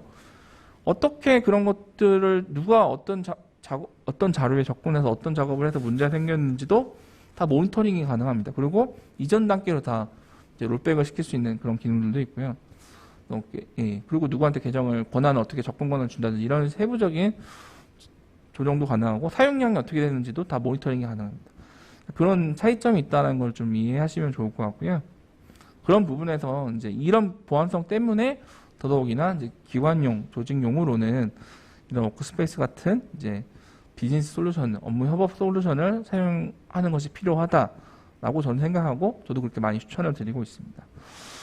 네, 특히 워크스페이스의 특징, 핵심 기능들은 다음과 같이 볼 수 있는데, 이제 다음 시간에 설명을 아마 들으시게 될 거고요. 저희가 공익단체들한테 많이 특히나 구글 워크스페이스를 추천드리는 이유 중에 하나는 마지막입니다. 저희가 앞서 설명드렸던 저희가 운영하고 있는 테크스 코리아를 통해서 비영리단체, 적격 비영리단체로 인증을 받으시게 되면 구글 비영리 프로그램, 구글 넌프로핏 프로그램이 있는데, 그것을 사용하시게 되면 이런 강력한 기능을 갖고 있는 구글 워크스페이스를 무상으로 이용하실 수 있습니다. 보통 일반적으로 사용되면 계정당 사용하는 뭐 계정이 10개다 그러면 계정당 5,000원 정도씩 과금이 돼서 뭐 한 달 5만 원 정도 비용이 소요가 되게 마련인데요. 그런 계정 숫자 상관없이 다 무료로 사용할 수 있다는 장점을 갖고 있고, 또 어느 정도 우리나라 사용자분들도 다 구글 서비스에 많이 익숙해지신 편이어서 그런 익숙함 때문에라도 많이 장점을 갖고 있기 때문에 이제 저희도 많이 추천을 드리고 있는 서비스입니다. 네, 그 밖에 구글 워크스페이스 유사한 서비스로는 이제 마이크로소프트에서 제공되는 마이크로소프트 오피스 365, 근데 최근 이름이 또 마이크로소프트 365라는 이름으로 바뀌기도 했는데요. 마이크로소프트 365의 기능적인 것을 살펴보면 구글 워크스페이스보다 훨씬 더 다양하고 강력한 기능을 제공을 하고 있습니다. 기본적인 뭐 드라이브, 캘린더, 메일, 뭐 드라이브 같은 거는 뭐 기본이고요. 드라이브 같은 것도 원드라이브라는 걸 제공하는데, 원드라이브 같은 거는 계정당 1TB씩이라는 엄청난 용량을 제공해주고 있어서 큰 파일을 관리할 때도 용이한 부분들이 있고, 그것뿐만 아니라 뭐 파워 BI라고 하는 그 데이터를 시각화시켜주는 이런 프로그램도 사용이 가능하고요. 그 밖에 뭐 파워 앱스, 파워 오토메이트, 이거는 이제 여러 가지 워크플로우를 자동화시켜주는 이런 서비스 기능들이고요.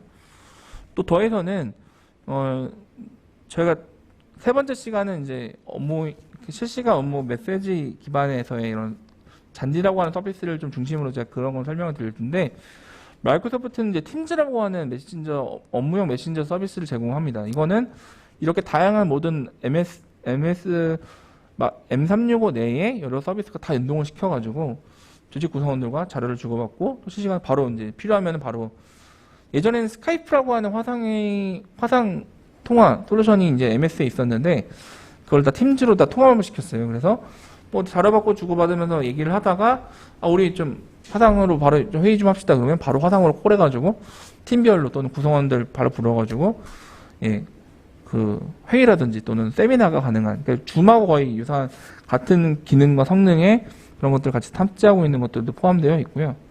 그 밖에 교육용 화이트보드라든지 등등등의 여러 가지 이제 기능들을 제공하고 있습니다. 마찬가지로 또 마이크로소프트는 보안성을 많이 강조하는 편이어서 관리 기능 같은 것들도 강력하게 제어할 수 있는 기능을 제공을 해주고 있습니다. 그래서 이제 가장 많이 이제 저희도 추천도 드리고 이용하고 있는 것이 이제 구글 워크스페이스라든지 마이크로소프트의 M365가 되겠는데요. M365도 마찬가지로 저희 테커스 코리아에서 제공되는 그 비영리 지원 프로그램이 있어서 그걸 통하면 여러 가지 플랜 따라 좀 다르긴 한데요. 기본 플랜은 무료로 제공이 되고요.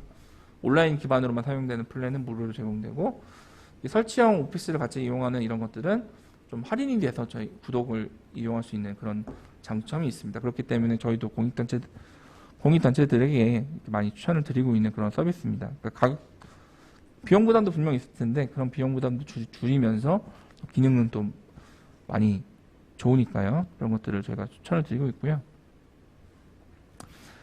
네, 그 밖에는 또 네이버에서는 네이버웍스라는 이름으로 이제 협업 시스템 서비스를 제공하고 있는데요.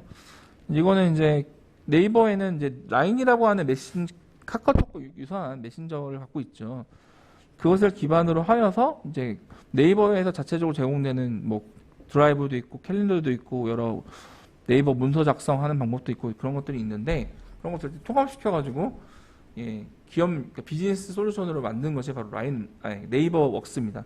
예전에는 이름이 라인웍스였다가 이름이 네이버웍스로 변경이 됐는데, 특히 우리나라 사용자들은 네이버의 어떤 우리나라는 네이버가 가장 큰 비중을 차지하고 있는 인터넷 서비스잖아요. 그러다 보니까 기본적으로 뭐 인터페이스도 비롯해서 네이버 환경에 되게 익숙한 편이기도 하고, 또 그리고 구글과 MS와는 좀 다르게 네이버는 국내 기업이다 보니까 이런 네이버 웍스에서 제공되는 여러 가지 뭐 세부적인 기능들 중에 보면 국내에서 일하는 방식에 조금 더 연결점을 많이 갖고 있는 그런 세부적인 기능들을 제공해 주고 있습니다. 뭐 양식 같은 것도 우리나라에서 많이 사용되는 그런 이제 결제 양식이라든지 문서 양식 이런 폼을 제공해 줘가지고 편리하게 이용할 수 있다든지 뭐 그런 이제 장점을 갖고 있어서 네이버 웍스도 많이 이용을 하고 있는 그런 서비스 중에 하나고요. 그리고 이제 한글과 컴퓨터에서 제공하는 이제 한컴 오피스 같은 경우에도 한컴 오피스 자체는 업무 협업 솔루션이라고 보기는 어렵지만 한컴에서도 아까 구글 워크스페이스나 M365와 유사하게 한컴 스페이스라는 이름의 클라우드 서비스를 제공해주고 있습니다. 아직 모르시는 분들이 많이 계시긴 한데 우리는 보통 설치해서 쓰는 한글 같은 거에 좀 익숙한 편이잖아요. 근데 이거는 이제 워크스페이스와 유사하게 클라우드화 되어 있는 서비스고 이것을 통해서 사용하면 여러 가지 공통적으로 업무를 작업을 하고 자료를 공유하고 이런 등등의 업무 협업을 할 수 있는 방법도 있습니다. 그리고 이제 이렇게 예전에는 제가 몇 년 전만 하더라도 이렇게 구글 워크스페이스나 뭐 M365 같은 것을 적용을 잘해서만 갖춰놔도 우리가 생각하는 이제 그런 스마트워크의 전반적인 기반을 다 마련해서 충분히 이제 그걸로도 효율적인 업무 협업을 하고 성과를 낼 수 있는 것이었는데 이제 환경이 또 바뀐 거죠. 뭐냐면 스마트폰의 보급과 더불어서 또 거의 모든 이제 우리 환경들이 다 무선 인터넷과 연결되는 환경으로 변화가 됐잖아요. 그런 것이다 보니까 실시간으로 커뮤니케이션을 하고 자료를 주고받고 하게 되는 그런 이제 도구들이 주목을 받고 많이 활용이 되고 있는데 가장 크게 널리 활용되고 있는 건 뭐 아까도 잠깐 얘기했던 것처럼 카카오톡이라는 서비스죠. 카카오톡은 이제 개인 서비스이기 때문에 업무용 솔루션이라고 보기에는 어렵지만 어쨌든 카카오톡이 갖고 있는 장점들이 있어서 누구나 아이디를 갖고 있고 누구나 쓸 줄 알고 누구나 기본적으로 앱이 다 웬만하면 설치되어 있어요. 그래서 그냥 우리 카카오톡에서 이 내용 가지고 논의해봅시다 하면 그냥 바로바로 단톡방 바로 만들어서 쉽게 바로 얘기할 수 있는 그런 장점을 갖고 있습니다. 이건 되게 큰 장점이고 그렇기 때문에 많은 분들이 사용하고 계신다고 생각을 하는데요. 물론 캐주얼하게 업무를 바로 이제 저와 조직 구성원은 아닌데 어떤 부분에서 좀 얘기를 같이 좀 단시간 동안 나눌 분들과는 이렇게 캐주얼하게 얘기하는 게 되게 장점이 있겠죠. 그런데 일과 삶의 분리, 그러니까 개인용 커뮤니케이션 도구이기 때문에 일하는 것과 섞이게 되면 물론 그로 인한 피로감이 일차적으로 크게 마련이고요. 두 번째는 그걸 자료에 대한 관리를 할 수가 없기 때문에 아까 제가 잠깐 예시로 설명드렸던 그런 이제 실수로 인한 여러 가지 자료가 유출된다든지 이런 등등등의 문제가 발생할 수 있는 단점을 갖고 있습니다. 그리고 이제 정보가 계속 쌓여있지 않고 파일 같은 거 올려도 한 2주 정도 지나면은 이제 자료가 이제 다 만료가 돼서 자료를 다시 확인할 수 없다는 단점도 있어서 정보가 이래라는 건 아카이빙이 잘 되어야 되는데 아카이빙이 되지 않는 단점이 있고요. 다양한 업무별 구분을 해서 운영하기가 좀 어렵고 정보 보안이 취약하다 이런 단점들이 있습니다. 제가 이제 세 번째 시간에 되면 조금 더 이런 부분에 대해서 자세히 말씀을 드릴 텐데요. 어쨌든 이런 단점들 때문에 이제 사용할 수 이런 업무용으로 적합하지 않은 문제가 있어서 되게 되게 짧은 시간 동안에 되게 다양한 기업용 업무용 메신저 형태의 그런 기업용 업무 협업 도구들이 많이 선보이게 됐습니다. 슬랙을 비롯해서 우리나라 기업은 콜라비가 있고요. 아까 마이크로소프트 팀즈 말씀드렸고 페이스북에도 워크플레이스라고 하는 서비스가 있고요.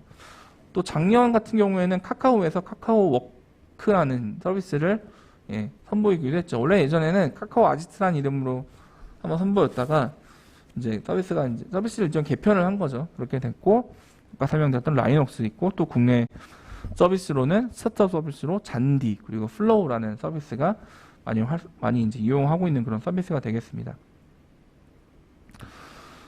그것과 또 다르게는 또 다양한 협업을 위해서 트렐로라는 서비스도 있고요.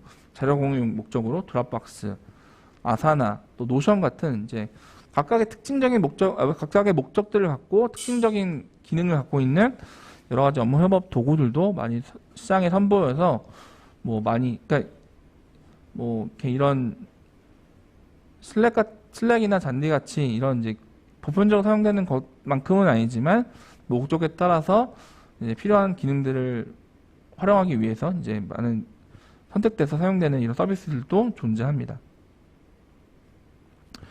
특히 요즘 아까 말씀드린 것처럼 요즘에 좀 노션이 좀 많이 좀 이제 특히 비영리 영역에서도 노션에 대해서 관심도를 갖고 저희 쪽에도 문의 주시는 경우들도 좀 있으세요. 그래서 저희가 알고 있는 이제 노션 관련된 전문가분이 계셔서 뭐 강사 연결을 해드린다든지 뭐 이렇게 하고 있기도 한데, 작년 아까 제가 말씀드렸던 저희 연말에 진행했었던 이제 세미나 중에 한 꼭지를 상상우리의 이제 팀장님께서 이제 상상우리에서는 여러 지원 사업들을 하고 있는데 그것들을 관리하는 부분에 있어서 노션을 활용하고 있다는 사례를 알고 있어서 노션 사례를 이제 공유해 주셨는데 내용이 되게 좋았었습니다. 그래서 나중에 요 링크를 들어가 보시면 그 발표하신 내용들을 볼 수 있으니까 참고해 주시기 바라고요.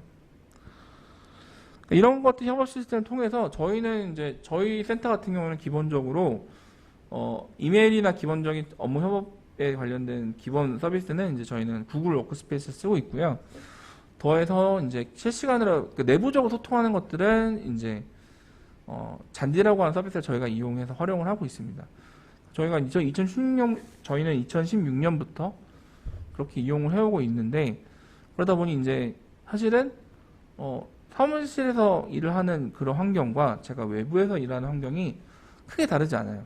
그러니까 지금 저희 사무실은 아니지만 저희 예년 좀 이것도 벌써 꽤 오래됐네요. 5년 한 4년 정도 지난 예전 사무실 모습인데, 예전에 제 자리가 이제 보면은 그냥 사무실 제 자리에 모니터 하나 있어요. 모니터 하나 있고 제가 이제 업무용 쓰는 노트북을 바로 연결해서 쓰면은 이제 바로 거기서 작업을 하고 보조적으로 태블릿 한 대서 놓고 저는 쓰고 있었는데, 저는 이제 외부의 교육이라든지 컨설팅이라든지 외부 미팅이 좀 많은 편이어서 사무실에 있을 때보다 사실 외부로 다니는 일이 더 많습니다. 그러다 보니까 뭐 중간중간에 중간 시간이 비거나 이럴 때는 뭐 카페나 아니면은 코워킹 스페이스 이런 데 들어가서 저희 이렇게 작업을 하는데, 그냥 노트북 켜놓고 시스템에 접속을 하면 제가 사무실에서 작업을 하던 그 내용 그대로 제가 동일하게 이용할 수 있어서 뭐 사실 업무적인 부분에 차이가 있지 않았어요. 이런 환경이다 보니까 저희가 그러니까 작년에 3월쯤에 갑자기 이제 코로나 상황이 이제 수도권으로도 올라오는 상황이 생기면서 저희 그 당시에 내부에 이제 저희 곧 출산을 앞두신 분도 계셨거든요. 그러다 보니까 염려스러워서 즉시 바로 저희는 재택근무로 전환을 했습니다. 그래서 지금 저희는 이제 일주일에 한 번 정도씩만 사무실로 나와서 이제 돌아가면서 나오는 시스템을 저희는 운영을 하고 있는데요. 근데 물론 얼굴을 좀 못 보고 하다 보니까 뭐 그런 것에 대한 아쉬움은 분명히 좀 있는 건 사실인데, 일을 하는 데 있어서는 사실 어떤 효율성의 측면 이런 부분은 크게 차이가 나지 않고 업무 성과, 업무 아웃풋적인 부분에 있어서도 그게 차이가 나지 않아서 뭐 되게 만족하면서 저희가 이용하고 있고, 사실 그런 경험치가 저희도 한번 이렇게 어떤 코로나라는 특수한 상황을 통해서 저도 경험을 하다 보니까 향후에 뭐 저희도 코로나 상황이 좀 정리가 된다 하더라도 뭔가 이렇게 재택근무 시스템을 필요에 따라서 적용해서 활용하는 것들 저희도 많이 고려를 하고 있습니다. 그래서 필요할 땐 바로바로 저기 화상 콜 해가지고 자료 화면 공유하면서 이제 논의하는 이런 작업을 저희도 하고 있고요. 아마 참여하시는 선생님들께서 속계신 단체에서도 이런 형태로 지금 일을 많이 진행하고 계실 거라고 저는 생각을 합니다. 아무리 이게 향후에도 이제 저희가 이렇게 해도 괜찮다는 걸 경험했었기 때문에 앞으로도 좀 이렇게 많이 진행이 될 것 같고요. 제가 최근은 아니지만 작년 연말쯤에 봤었던 자료가 어떤 게 있었냐면, 코로나 상황이 확대되면서 큰 대기업들에서도 재택근무, 그러니까 이제 리모트 워크를 적극적으로 도입을 하게 됐었는데, 1년 정도 그렇게 운영을 해본 결과로 성과적인 측면에서 별로 차이가 나지 않는다라고 응답했던 비율이 거의 80% 가까웠던 것으로 제가 그때 봤었어요. 그 말인즉슨 이렇게 이것을 운영함으로 재택근무 같은 거 운영해도 어떤 성과적인 측면에서 차이가 나지 않는다 그러면 이제 그것이 갖고 있는 장점들이 분명히 있거든요. 특히 이제 뭐 거리가 먼 사람들에 대한 오고 가는 시간을 줄임으로 인해서 좀 더 쾌적한, 꼭 요즘에 소위 말해 강조하고 있는 워크라이프 밸런스 측면에서도 장점을 가질 수 있고, 꼭 그 대기업 같은 경우에 특히나 교통이 편리한, 뭐 서울 수도권에서 교통이 편리한 중심가에 큰 이제 오피스를 갖추게 되면 그만큼 비용도 많이 들고 관리 비용도 들게 할 텐데, 이제는 꼭 그렇게 할 필요가 없다는 게 내용이 확인됐으니까 이제 뭔가 비용적 측면에서도 기업이 꼭 그렇게 땅값 비싼 데서 큰 빌딩 올려서 관리하는 게 꼭 필요한 게 아니라 오히려 이제 각 여러 다양한 지역, 뭐 서쪽 지역에서 오시는 분들도 있을 거고 동쪽에서 올 수 있고 경기 같은 경우는 경기도 지역만 보더라도 경기도 지역은 특수성이 있어서 서울 중심으로 경기도가 둘러싸고 있잖아요. 경기 북부와 경기 남부의 이 거리나 이런 차이가 엄청난데 예를 들면 저희가 지금 오늘 교육을 진행하는 것도 경기도 공익활동지원센터인데 여기 위치는 수원에 있잖아요. 수원에 있는데 여기서 경기도 공익활동지원센터에서 커버해야 되는 지역은 위에 있는 의정부, 포천, 양주 이런 데도 또 커버를 해야 된단 말이죠. 그런 걸 고려해 보면은 뭐 좀 거기다가 작은 뭐 별도의 하고 오피스를 별도 운영한다 하거나 또는 거기에서 그냥 재택으로 일하시면서 그 지역에서 업무를 보실 수 있는 분이 만약 계셔도 충분히 구현이 가능한 부분이 가능하다고 생각을 할 수 있겠죠. 그런 환경으로 좀 변화를 빠르게 하고 있는 상황이라고 생각을 하고요. 저희도 아마 이제 계신 단체에서도 그런 것들을 경험을 하고 계실 거라고 생각을 합니다. 나중에 각각 사례들 영상들이 저희가 다 만들어 놓은 게 있어서 나중에 참고해 보시면 좋겠는데요. 특히나 저는 이런 스마트워크 시스템을 도입해서 조직의 변화, 조직이 어떤 활동하는 영역들이 크게 달라지는 걸 생각을 해보면 한다고 했을 때 이제 제가 많이 이제 소개를 드리는 것이 한국근육장애인협회라고 하는 단체입니다. 이제 근육병을 앓고 계신 분들이 이제 실제 내부에서 일을 하고 계시고 지금은 이제 정영란 대표님이 다른 이제 서울시 산하의 다른 기관으로 영전을 하셨는데 그럼에도 불구하고 여전히 이 단체는 이제 잘 스마트워크 시스템, 그러니까 저희 테크스 코리아가 2015년에 런칭을 했는데 그 이전부터 먼저 이런 것들 도입해가지고 마이크로소프트 당시 오피스 36을 먼저 도입해가지고 각 지역, 그러니까 여기가 전국 단위 조직이거든요. 각 지역에 활동하시는 분들도 그분들이 다 근육병을 앓고 계시기 때문에 그 증상에 따라서 어떤 분은 아예 움직이지 못하시고 있는 침대에서 누워서만 계신 분들도 계세요.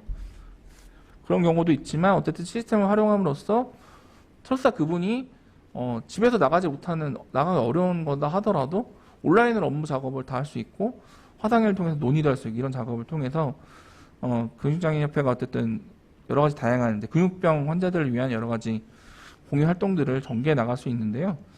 그러니까 이제 저희가 그래도 너무 좋은 사례여서 예전에 오프라인 교육을 할 때는 이렇게 정영란 회장 대표님 같은 분을 좀 모셔가지고 사례도 많이 공유받았는데 항상 이제 마지막에 여러분들 저희도 합니다. 여러분들도 하실 수 있습니다라는 마무리 멘트를 항상 해주시면서 많이 울림도 주시고 인사를 주시는데 어쨌든 이런 걸 통해서 이제 이런 게 없으면 이분들이 온전하게 활동하시기가 어렵죠. 근데 이런 시스템을 도입하고 활용함으로 인해서 이제 원거리에 있는 거동이 불편하신 분들까지도 조직의 협회 구성원으로서 여러 가지 일들을 할 수 있는 그런 것이 가능하게 됐다는 거죠. 그러니까 이제 그런 부분에서 되게 좋은 사례라고 생각을 하고요. 참고하시고 여러분들께서도 좀 이렇게 자극을 받으실 수 있으면 되게 좋겠습니다. 그밖에 이제 뭐 우리마포 복지관 같은 경우에는 설립할 때부터 스마트 복지관을 이제 표방하면서 내부 직원 계신 사회복지사분들 내부 교육을 해서 준비도 철저히 하시고 여러 가지 왜냐면 사회복지사분들이 내부에서뿐만 아니라 이제 외부 다니면서도 일들을 많이 하시거든요. 근데 그럴 때 뭐 어떤 특정한 일을 하기 위해서 다시 복지관 들어와서 하는 것이 아니라 외부에서도 다 공용으로 여기도 이제 마이크로소프트 M36으로 다 연동돼서 사용하고 있고 한데 공용된 작업을 할 수 있는 그런 시스템을 구축해서 운용을 하고 계시고요. 특히 여기는 이제 황영기 팀장님이라는 아주 스마트하신 분이 되게 이제 이런 거를 적극적으로 도입하게 필요성도 어필하시고 내부적으로 준비를 잘 하셔가지고 잘 운영하고 계신 되게 좋은 사례입니다. 그래서 저희도 이제 많이 소개를 하고 있는데 이것도 참고해 보시면 좋겠고요. 좀 다른 이 케이스인데 여러분들께서 많이 알고 계신 공정무역 커피 관련해서 아름다운 커피라는 이제 사회적 기업이 병이라는 차이 있죠. 아름다운 커피는 이제 공정무역 커피 관련된 사업을 하시는 그런 곳이죠. 그러다 보니까 되게 다양한 거래처들 또 이제 공정무역 관련된 교육도 하다 보니까 여러 가지 학교라든지 여러 대상으로 교육도 많이 하고 계신데 그러다 보니까 여러 가지 정말 다양한 데이터들이 모아지는 그런 곳입니다. 특히 이제 커피 사업 관련해서는 소위 말해서 영업 관리가 돼야 되는 거죠. 어느 커피샵에 공정무역 커피 원들을 이제 보내드리게 되는데 판매하게 되는데 어떤 경로를 통해서 되는지 그런 고객 관리 정보들을 잘 쌓아가는 것이 되게 중요한 일인 건데, 기존에는 담당자분들이 다 그 개별적 관리하셨다가 정보를 엑셀로 작업을 해서 중앙으로 보내면 중앙 담당자분이 아까 약간 예시처럼 말씀드린 사례처럼 받은 정보들을 하나하나 다 열어보고 나서 다 취합하는 이런 과정을 거쳤다고 하더라고요. 그런데 나중에 이제 저희가 조금 협력해서 같이 지원해드려서 이제 그 시스템 변경을 시켰는데 어떻게 됐냐면, 마이크로소프트에 이제 다이나믹 365라고 하는 CRM 서비스가 있습니다. 예전에는 CRM이라고 하는 걸 구축하려고 그러면 되게 많은 비용과 뭐 전문성이 필요했지만, 아까 말씀드린 것처럼 클라우드화 되어 가면서 클라우드되는 것들은 이제 구독형으로 바뀌고 하니까 비용 부담도 적고, 또 이제 저희 테크스 통해서 좀 할인을 받아서 제공을 받으실 수 있었어요.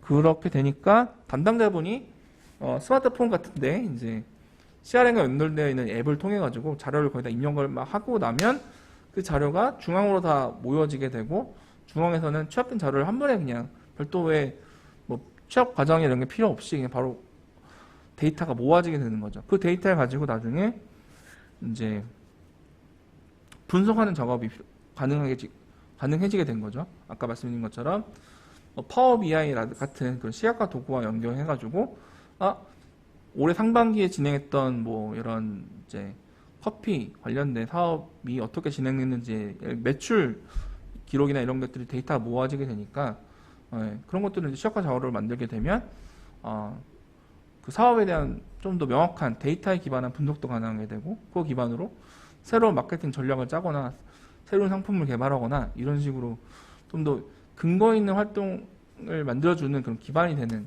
게 될 텐데, 그런 것들을 이제 도입한 사례가 있었습니다. 그래서 이런 것들도 아까 뭐 기본적인 뭐 업무 협업 시스템을 넘어서 이거는 이제 자료를 좀 더 스마트워크 개념에서 과거의 비효율적인 과정 그런 부분들을 다이나믹 CRM이라는 걸 적용하면서 효율적으로 만든 이런 사례여서 참고해 보시면 좋을 것 같고요.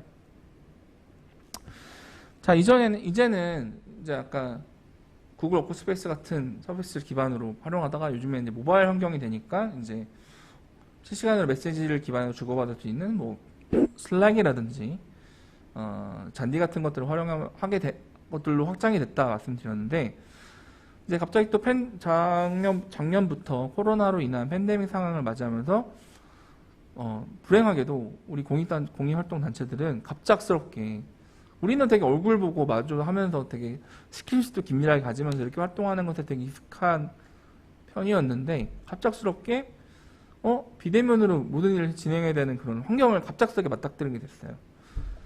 저는 개인적으로는 우리나라에서는 화상회의를 통해서 뭔가 이렇게 논의하고 하는 문화가 쉽게 정착되긴 좀 어려울 거다 생각을 했었던 사람입니다.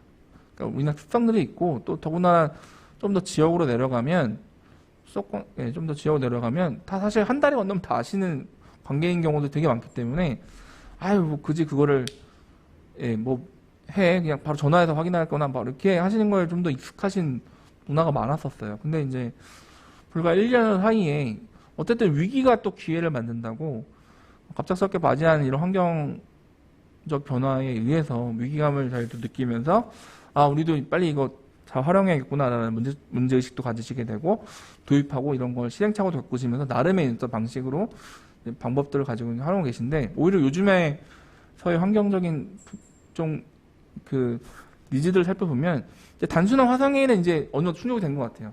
각자 방법으로 경험들도 가지니까 뭐 원활하게 하던 또는 조금 덜 원활하게 하든 이런 차이 있을 뿐이지, 화상회의를 못하는 문제는 사실 이제 없는 것 같은데, 이제 다음 단계 이제 조금 더 규모를 키워서 기존에 이제 오프라인에 했었던 교육이라든지 또는 좀 세미나라든지 뭐 공총 같은 거 하기도 하고, 뭐 저희 공익단체 같은 경우에는 뭐 회원 총회를 하기도 하고 협동조합도 총회 같은 거 하고 뭐 이사회와 같은 것도 하잖아요.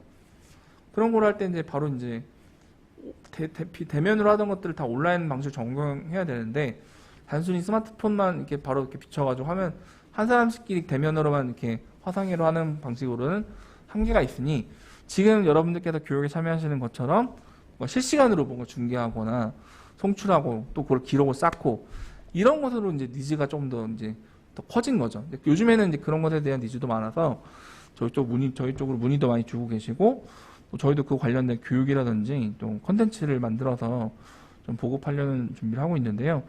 제가 이게 아마 지금 자료에 보시는 화면 사진이 좀 인상적이셨던 분들 계실 거예요.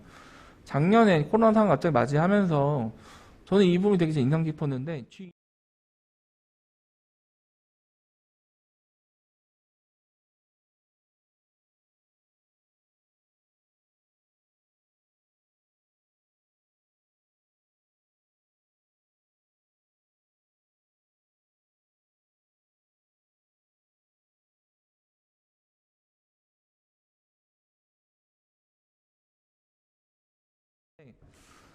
어, 조금은 좀 부끄러운 얘기지만 저는 뭐 어떤 얘기를 논의해갖고 이런 것도 좀 관심이 갔었지만 사실은 저 이거 사진으로 제가 처음 접했을 때 가장 먼저 궁금했던 건 뭐였냐면 크게 두 가지였습니다.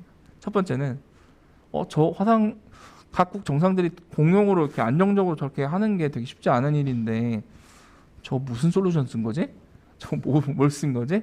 그게 첫 번째였고요. 두 번째는 여기 보면 카메라 같은 거 있잖아요. 웹캠 같은 게 같이 붙어 있는데 저거 모델이 뭐지? 막 저는 약간 직업병인가 싶어가지고 약간 자괴감이 들기도 했지만 저는 현안에 논의됐던 내용도 물론 잘 얘기했겠지라는 생각이 들어서 오히려 저는 약간 저거 협업 솔루션 못 썼을까 생각이 들었는데 결론부터 말씀드리면 저희 협업 솔루션은 이제 시스코라고 하는 기업에서 제공하는 웹엑스라고 하는 화상의 솔루션을 사용했다 하더라고요. 웹엑스는 우리가 줌을 많이 알고 있지만 웹엑스는 그보다 먼저 기업용 화상의 이런 온라인 컨퍼런스 이런 용으로 많이 활용되었었던 그런 솔루션이어서 안정성이 좋아서 선택돼서 사용됐다고 제가 얘기를 들었습니다. 갑작스럽게 저희가 맞이하게 된 이런 비대면 환경 때문에 이런 다양한 화상의 솔루션들도 이제 많이 소개가 되고 많이 활용이 되고 있고요. 저희가 운영하고 있는 테크숲에도 2019년에 줌이 들어왔어요. 근데 처음에는 전 줌이 그렇게 활용될지를 몰랐어요. 그냥 그래도 대신 그 실리콘밸리에서 좀 핫한 그런 스타트업 서비스가 들어왔으니 홍보 효과는 괜찮겠네 정도로만 저는 생각을 했는데 작년에 정말 줌에 관련된 문의라든지 실제 사용량들이 많이 늘어나게 돼서 저희도 좀 되게 놀라웠던 부분이었었고 재밌는 거는 줌이 한국 법인이 없습니다. 한국 뭐 지사 이런 법인이 없는데 줌에 관련해서 검색을 하면 저희가 먼저 나오는 편이었거든요. 당시에 작년에. 그래서 저희는 보통 비영리 대상으로만 보통 지원하고 활동을 했었는데 막 일반 기업이나 학교, 뭐 병원 이런 데서도 줌에 관련돼서 좀 문의가 많이 오실 정도로 어쨌든 당시에 우리 국내에서의 어떤 상황이 갑자기 이걸 맞이하게 되니까 뭔가 도입해서 해야 되는데 줌이 좋다더라 이 얘기 듣고서는 이제 문의를 많이 주시게 된 부분이었었고요. 그래서 줌, 구글 미트, 마이크로소프트 팀즈 그리고 시스코 웹엑스 같은 이런 솔루션 해외 솔루션들이 이제 국내에도 많이 선보이게 되고 활용했었고 작년 같은 경우에 보면은 뭐 갑자기 코로나 상황을 맞이하게 되니까 뭐 6개월간 무료로 사용할 제공해 준다 뭐 이런 등등등의 프로모션을 했었죠. 그래서 당시에 그래서 마이크로소프트 팀즈 같은 경우에는 여기 마이크로소프트의 그 CEO가 한 몇 년 걸렸어야 될 부분들이 한 6개월 만에 성장을 했다라는 발표를 했을 정도로 작년에 그래서 이런 솔루션들은 되게 급성장을 했었던 부분이 있고요. 국내로 돌아와서 생각을 해보면 국내에도 이런 솔루션을 제공하는 곳들이 있습니다. 뭐 구름이라든지 또는 이제 고톡이라고 하는 이제 솔루션도 있고요. 또 알소프트라는 솔루션도 있어서 각각 뭐 조금씩 기능들이 차이가 있는데 어쨌든 이 비대면 환경 영역에서 이제 성장을 많이 하게 된 그런 스타트업들 서비스였고요. 그리고 국내 대기업들 같은 경우에도 기존에 이제 뭐 LG라든지 삼성 SDS 같은 것들 보면 내부에서 사용되는 그런 솔루션들을 이제 내부에서만 사용되는 게 아니라 아예 B2B 모델로 만들어가지고 시장에 선보이는 경우들도 있었습니다. 그 네이버에서 만든 웹 브라우저가 웨일이라고 하는 브라우저가 있어요. 저도 그거를 개인용으로는 저는 그걸 많이 쓰고 있는데 저는 업무용으로는 구글 크롬 브라우저를 주로 쓰고 이제 제 개인적인 거를 할 때는 이제 좀 웨일 브라우저 많이 쓰고 있는데 얼마 전에 몇 달 전에 웨일 브라우저에서 웨일 브라우저 자체에서 제공되고 있는 웨일온이라고 하는 화상의 솔루션이 있습니다. 네. 근데 이거를 네이버 웨일에서 그냥 무상으로 제공한다라고 발표를 했어요. 최대 200명까지 동시 접속이 가능하고요. 시간 제한이 없습니다. 앞서 설명드렸던 이런 서비스들 중에 보면은 무료로 사용할 수는 있지만 시간 제한이 있거나 인원 제한이 있어서 좀 한정적인 게 있잖아요. 그래서 이제 이거는 이제 네이버 아이디만 있으면 제가 네이버 메일에 접속해가지고 거기서 방을 만들고 그 링크만 공유하면 사용자들이 다 들어와서 확인할 수 있는, 물론 아주 세부적인 기능은 조금 차이가 있는 부분이 있지만 그래도 무료이고 또 인원 제한도 없고 시간 제한도 없다는 차원에서 좀 이제 가볍게 여러 사람들이 모여서 회의하는 용으로는 크게 문제가 없었다. 저도 써봤는데 기능적으로는 크게 막 뭐 화면이 막 끊기거나 소리 끊기거나 이런 거는 상대적으로 좀 우려했던 것보다 별로 없어서 괜찮았었던 것 같아서 저도 많이 소개를 드리고 있고요. 어쨌든 이런 것들까지도 이제 포함돼서 저희가 이제 많이 활용되고 있는 솔루션이라고 말씀드릴 수 있겠습니다. 그 밖에 갑자기 갑자기 재택근무를 하거나 또는 이제 비대면 환경 때문에 이제 뭐 인사 관리에서도 좀 이게 어려움이 있는 경우들도 있어요. 그런 경우에는 알밤이나 뭐 위히어 같은 걸 통해 가지고 출퇴근 관리 같은 걸 이런 걸 통해서 하는 경우들도 점점 늘어나고 있습니다. 저희도 다 재택근무하고 있고 일주일에 한 번씩만 사무실 나와서 일하고 있는 그런 구조를 갖고 있는데 이제 저희 센터 같은 경우는 위히어를 활용해 가지고 이걸로 이제 출근 체크, 집에서 일하더라도 출근 체크, 출퇴근 체크를 이걸로 하는 거예요. 그리고 만약에 초과 근무를 했다 그러면 그 기록을 여기서 나온 기록 그 근거를 가지고 이제 초과 근무에 관련돼서 별도 처리하거나 이런 일들을 하고 있습니다. 또 좀 더 이제 남은 시간 10분 정도 되는데 좀 빠르게 이제 각 분야별로 좀 이제 스마트 워크라고 하기는 아까 업무 협업 솔루션이라고 하긴 그렇지만 저는 스마트 워크라는 부분에서 좀 넓은 범주에서 스마트 워크는 조금 더 일을 효율적으로 만들어주는 기술적인 것들도 포함될 수 있다고 저는 생각을 하거든요. 그래서 저희가 보통 일상적으로 하는 여러 업무적 분야에서 활용되기 좋은 디지털 기술들을 좀 이렇게 제가 훅 설명을 한번 드리면서 마무리하도록 하겠습니다. 첫 번째는 뉴스레터 요즘에 많이 보내시는 곳들도 많이 늘어나고 있는데요. 뉴스레터 예전에는 좀 만들기가 어려웠어요. 디자인도 해야 되고 그 뉴스레터 보내면은 거기 특정 분야 클릭을 하면은 뭐 어디로 넘어가게 링크 걸어줘야 되고 이런 그건 이제 일종의 코딩으로 해서 그 링크를 그 매핑을 해줘야 되는 작업이 있거든요. 그런 거 없이 그런 거 안 하더라도 기획력만 갖고 있고 좀 정리만 잘할 수 있는 수준만 되면 뉴스레터를 좀 쉽고 이쁜 폼으로 그리고 기능적으로도 우리가 보낸 뉴스레터를 얼마나 많은 사람들이 구독을 하고 있냐, 또 얼마만큼 오픈을 했느냐, 클릭을 얼마만큼 했느냐 등등등의 데이터를 받을 수도 있는 그런 기능까지도 같이 포함되어 있는 뉴스레터 제작 도구들이 여러 가지가 있는데 그 중에서 이제 국내 서비스로 요즘에 많이 활용되고 이게 기업들뿐만 아니라 비영리 단체들이나 이런 공익단체들에서도 많이 활용하고 있는 서비스가 바로 스티비입니다. 저희 센터도 크게 두 가지 뉴스레터를 운영하고 있어요. 근데 두 가지 뉴스레터 원래 처음에는 하나는 스티비, 하나는 이제 하나는 메일침프라고 하는 서비스를 운영하다가 아예 최근에 이제 스티비 하나를 더 통합을 했는데 뭐 요금제도 무료로 사용할 수 있고요. 요금제가 좀 들어가다 하더라도 월 10,000원 정도의 가격이기 때문에 가격 부담 없이도 이용할 수 있는 좋은 서비스입니다. 요즘 뉴스레터의 중요성이 많이 높아져가지고 각 기관들이나 단체들에서도 뉴스레터를 후원 회원 대상이나 뭐 일반 시민들 대상으로 이제 많이 진행을 하고 있는데요. 그럴 때 많이 참고하셔서 활용하시면 좋은 서비스고요. 그리고 홈페이지에 대한 고민들도 단체가 많이 갖고 계세요. 홈페이지 우리가 없는데 아니면 현재 있더라도 유지 관리가 잘 안 되거나 좀 뭐 되게 만든 지 오래돼서 리뉴얼을 하기가 어려운데 리뉴얼 제대로 하려고 그러면 사실 홈페이지 제대로 만들려면 비용도 많이 들고 어려운데 그래서 자체적으로 개발을 직접적으로 할 수는 없다 하더라도 홈페이지를 어느 정도 이렇게 일종의 다양한 템플릿을 제공해줘서 만들 수 있는 것들은 이제 웹빌더라고 보통 저희는 얘기합니다. 다양한 웹빌더들이 존재하는데요. 특히 이제 저희가 많이 추천드리는 거는 이제 캠페이너스라고 하는 이제 웹빌더가 있습니다. 국내에서 이제 누구나 데이터라고 하는 기업에서 특히 이제 비영리단체 대상으로 데이터 마케팅이라든지 뭐 온라인 모금 전략 이런 관련해서 주로 많이 일을 하시는 그런 기업인데 거기서 이제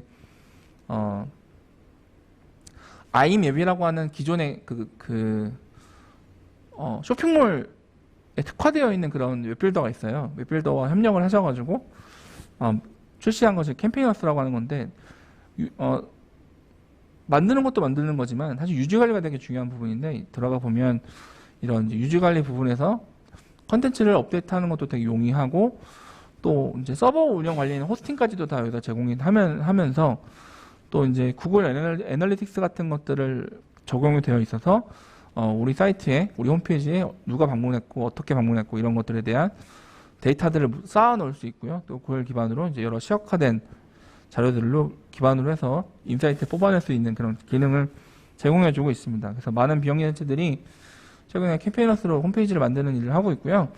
캠페이너스도 정기적으로 비영리 단체들을 선정해가지고 1년 동안 그 이용료를 감면해주는 이런 이벤트, 그 프로모션도 하고 있기도 해요. 그래서 이제 살펴보시고 나중에 그런 프로모션 선정이 되시면 단체 홈페이지를 뭐 리뉴얼해보는 것도 새로 만들거나 리뉴얼해보시는 거 고려해보실 수도 있고요. 그 밖에 윅스닷컴이라는 뭐 유사한 이제 웹빌더 서비스가 있고 또 아주 좀 더 간단하게 만들고 싶다, 만드는 내부적인 이제 영향적인 걸 고려했을 때 그렇다 그러면 네이버에서 제공하는 모두라고 하는 서비스가 있습니다. 이것도 웹빌더인데 좀 더 이거는 사실 소상공인을 대상으로 이제 개발된 그런 서비스예요. 그래서 좀 만드는 것도 좀 더 심플하고 또 네이버 여러 기능과 바로 연동시킬 수 있는 장점이 있어서 유용한 부분이 있습니다. 물론 상대적으로 우리의 입맛과 취향에 맞는 커스터마이징은 좀 조금 떨어질 수 있지만 그래도 최근 몇 년 사이에 모두도 되게 많이 발전을 해가지고요. 네, 깔끔한 홈페이지를 구축하는 거는 모두를 활용해 보는 것도 되게 좋은 방법이다. 또 이건 또 비용이 들지 않기 때문에 저도 그래서 공익단체들한테 많이 추천을 드리고 있는 그런 서비스입니다.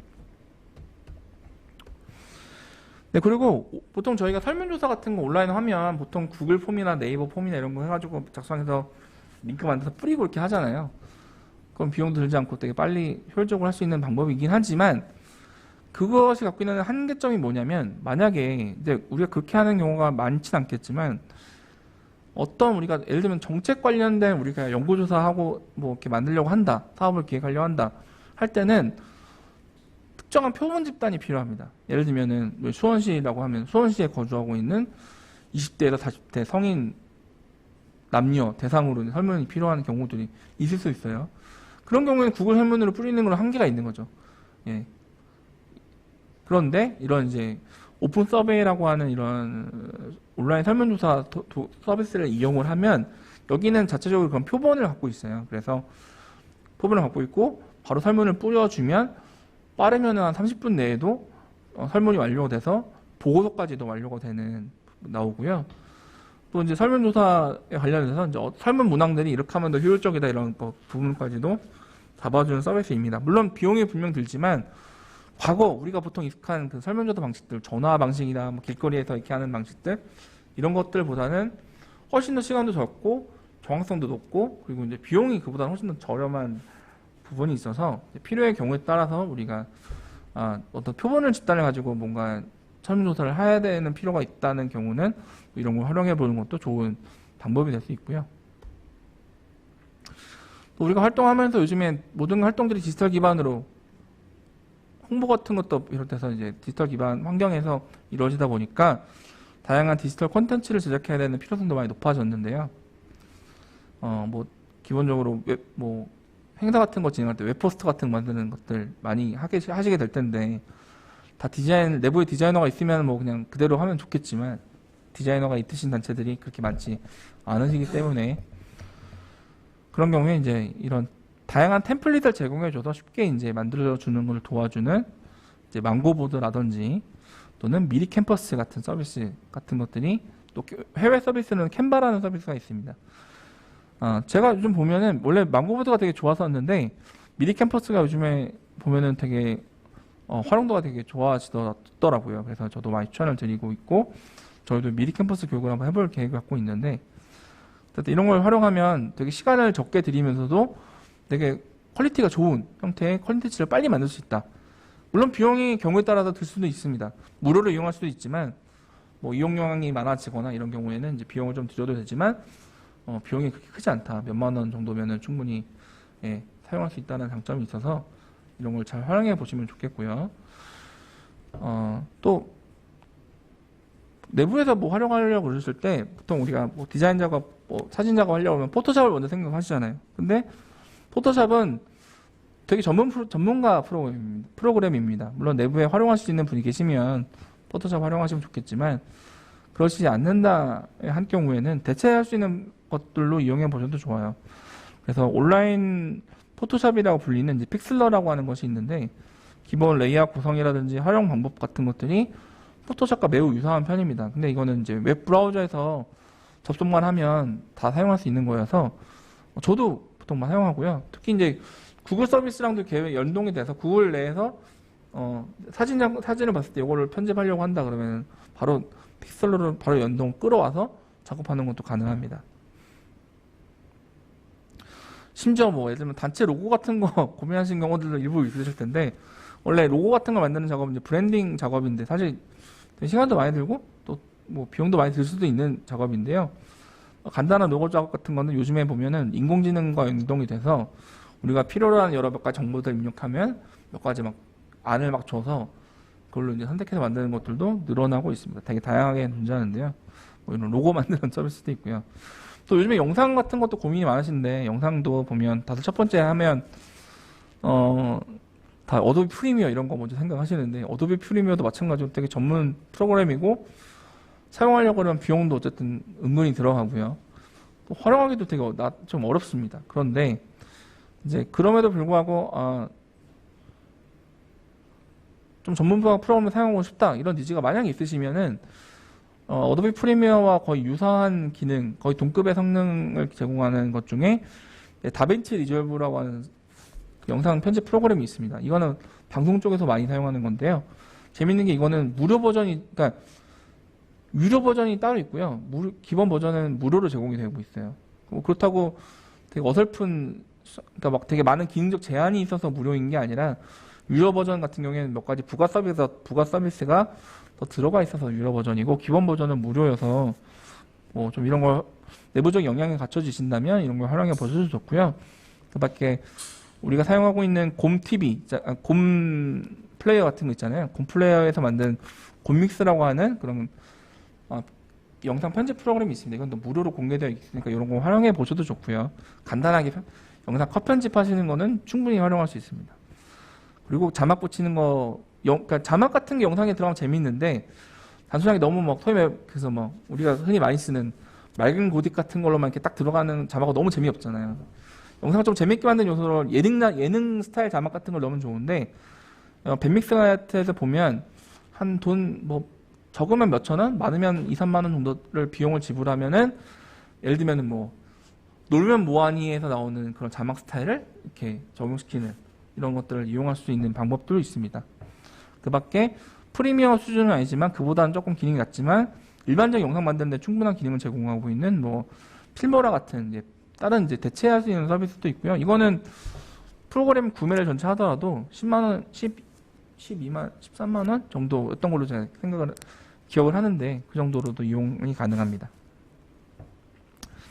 그리고 아까 망고보드 미리 캠퍼스 같은 거는 템플릿을 제공해줘서 거기다가 뭐 이미지나 이런 걸 넣으면 이제 웹포스터 만들기 좋다고 말씀드렸는데 영상도 유사한 것들이 있어요. 그래서 템플릿이 정해져 있고요. 뭐 30초짜리, 1분짜리 뭐 홍보용, 뭐 아니면 소개 자료 이런 용의 목적에 맞춰서 이제 템플릿들이 되게 많이 있는데 거기다가 이제 필요한 영상 소스라든지 이미지를 넣고 텍스트만 입력을 하면은 되게 영상 전문자가 작업을 해준 것 같은 느낌의 꽤 때깔이 좀 나는 소위 말하는 그런 영상 콘텐츠를 만들 수 있는 뭐 위디오라든지 그런 서비스들이 존재하고요. 아까 말씀드렸던 뭐 망고보드나 타일 같은 기존의 이제 디자인 서비스들도 동영상 제작 기능을 좀 추가를 했어요. 그래가지고 디자인뿐만 아니라 디자인 콘텐츠뿐만 아니라 영상도 같이 만들 수 있는 방법이 있다. 그리고 우리가 많이 사용하고 있는 스마트폰, 태블릿용으로도 되게 다양한 앱들이 많이 있습니다. 그래서 이런 걸 활용해 보시면 되게 쉽게 사실 영상은 되게 손이 많이 가고 스트레스 많이 받을 수 있는 작업이거든요. 근데 그렇기 때문에 저는 처음부터 너무 어렵게 생각하지 마시고 되게 쉽고 빨리 그러면서 어느 정도 좀 퀄리티를 갖춰서 있게 만드는 걸 저는 추천을 많이 드리고 그 방법을 말씀을 드리는데 영상 제작 도구는 뭐 퀵이라든지 비타 이런 것들 다 연결되어 있으니까 찾아서 한번 설치해서 사용해 보시면 됩니다. 다 무료 프로그램들이고요. 써보면 사용 방법도 되게 간단하기 때문에 사용하시기 좋을 거고 자동으로 이렇게 영상에다가 자막을 입혀주는 서비스도 있고요. 심지어 우리가 익숙한 아나운서인데 텍스트를 입력하면은 그 아나운서가 내가 입력한 텍스트로 이렇게 말해주는 이런 뭐 AI가 적용된 서비스도 요즘엔 나오고 있는 상황입니다.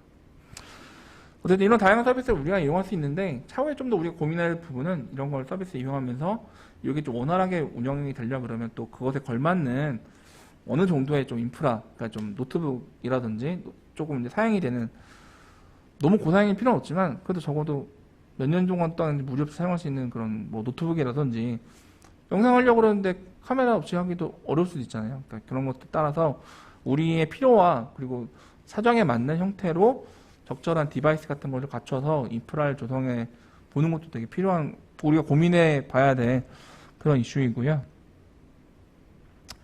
예, 그런 것들 예, 염려해서 많이 고민해 보시면 좋겠습니다. 차후에 이제 제가 뭐 여러 가지 말씀드렸지만 형님께서는 이런 공익단체들에서 참고하실 수 있는 여러 디지털 정보 관련된 것들을 저희가 정기적으로 PDC라고 하는 필잇이라는 뉴스레터를 발행하면서 제공해 드리고 있으니까 이거 참고해 보셔도 좋겠고요. 또 저희 테크스 코리아 나중에 사이트 들어가 보셔서 우리 단체가 테크스 코리아 지원을 받을 수 있느냐 한번 내용을 살펴보시면 도움이 될 것 같고요. 이렇게 다양한 프로그램들을 제공해 주고 있습니다. 그리고 저희가 9월 8일 날 테크스 코리아 온라인 설명회를 진행합니다. 이거 나중에 들어가 보셔서 예, 어떤 대상이 될 수 있고 어떤 프로그램들을 지원받을 수 있는 이런 내용들을 한번 참고해 보셔도 좋을 것 같고요.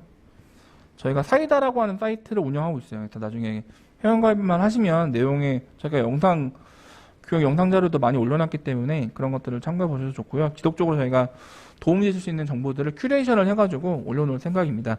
계획입니다. 그래서 많이 참고해 주시면 좋겠고, 또 저희가 지금 공익단체를 위한 나눔 프로그램으로 해서 데스크탑이랑 노트북을 제조된 노트북이랑 PC인데 그런 것들을 선정해가지고 단체당 최대 2대씩 정도까지 지원해드리는 사업을 하고 있어요. 그래서 이 링크 들어가 보셔서 또 신청도 하시면 예, 나중에 선정되시면 좀 작은 규모지만 또 일부 지원 받으실 수 있으니까요. 참고하셔서 활용해 보시면 좋을 것 같습니다. 예, 무엇보다 아까 시작할 때도 말씀드렸던 것처럼 뭔가 더 열심히 뭘 더 하자는 목적이 아니라 우선 지금 환경 내에서 비효율적인 것들을 최대한 걷어내고 좀 효율적으로 일하는 것, 그것이 저희가 생각해야 되는 그런 방향이고 목적이라고 말씀드릴 수 있겠습니다. 그렇게 하기 위해서는 우리 조직만의 특색 있는 스마트한 조직 문화가 필요하고요. 그것을 위해서는 대표자뿐만 아니라 조직 구성원들끼리도 다 많이 논의도 하시고 수기를 하셔가지고 우리는 어떤 방향을 갈 것인지에 대해서 같이 나눔을 먼저 해보시는 것이 좋겠다. 그런 말씀으로 마무리를 하도록 하겠습니다. 지금까지 2시간 동안 경청해 주셔서 감사드립니다.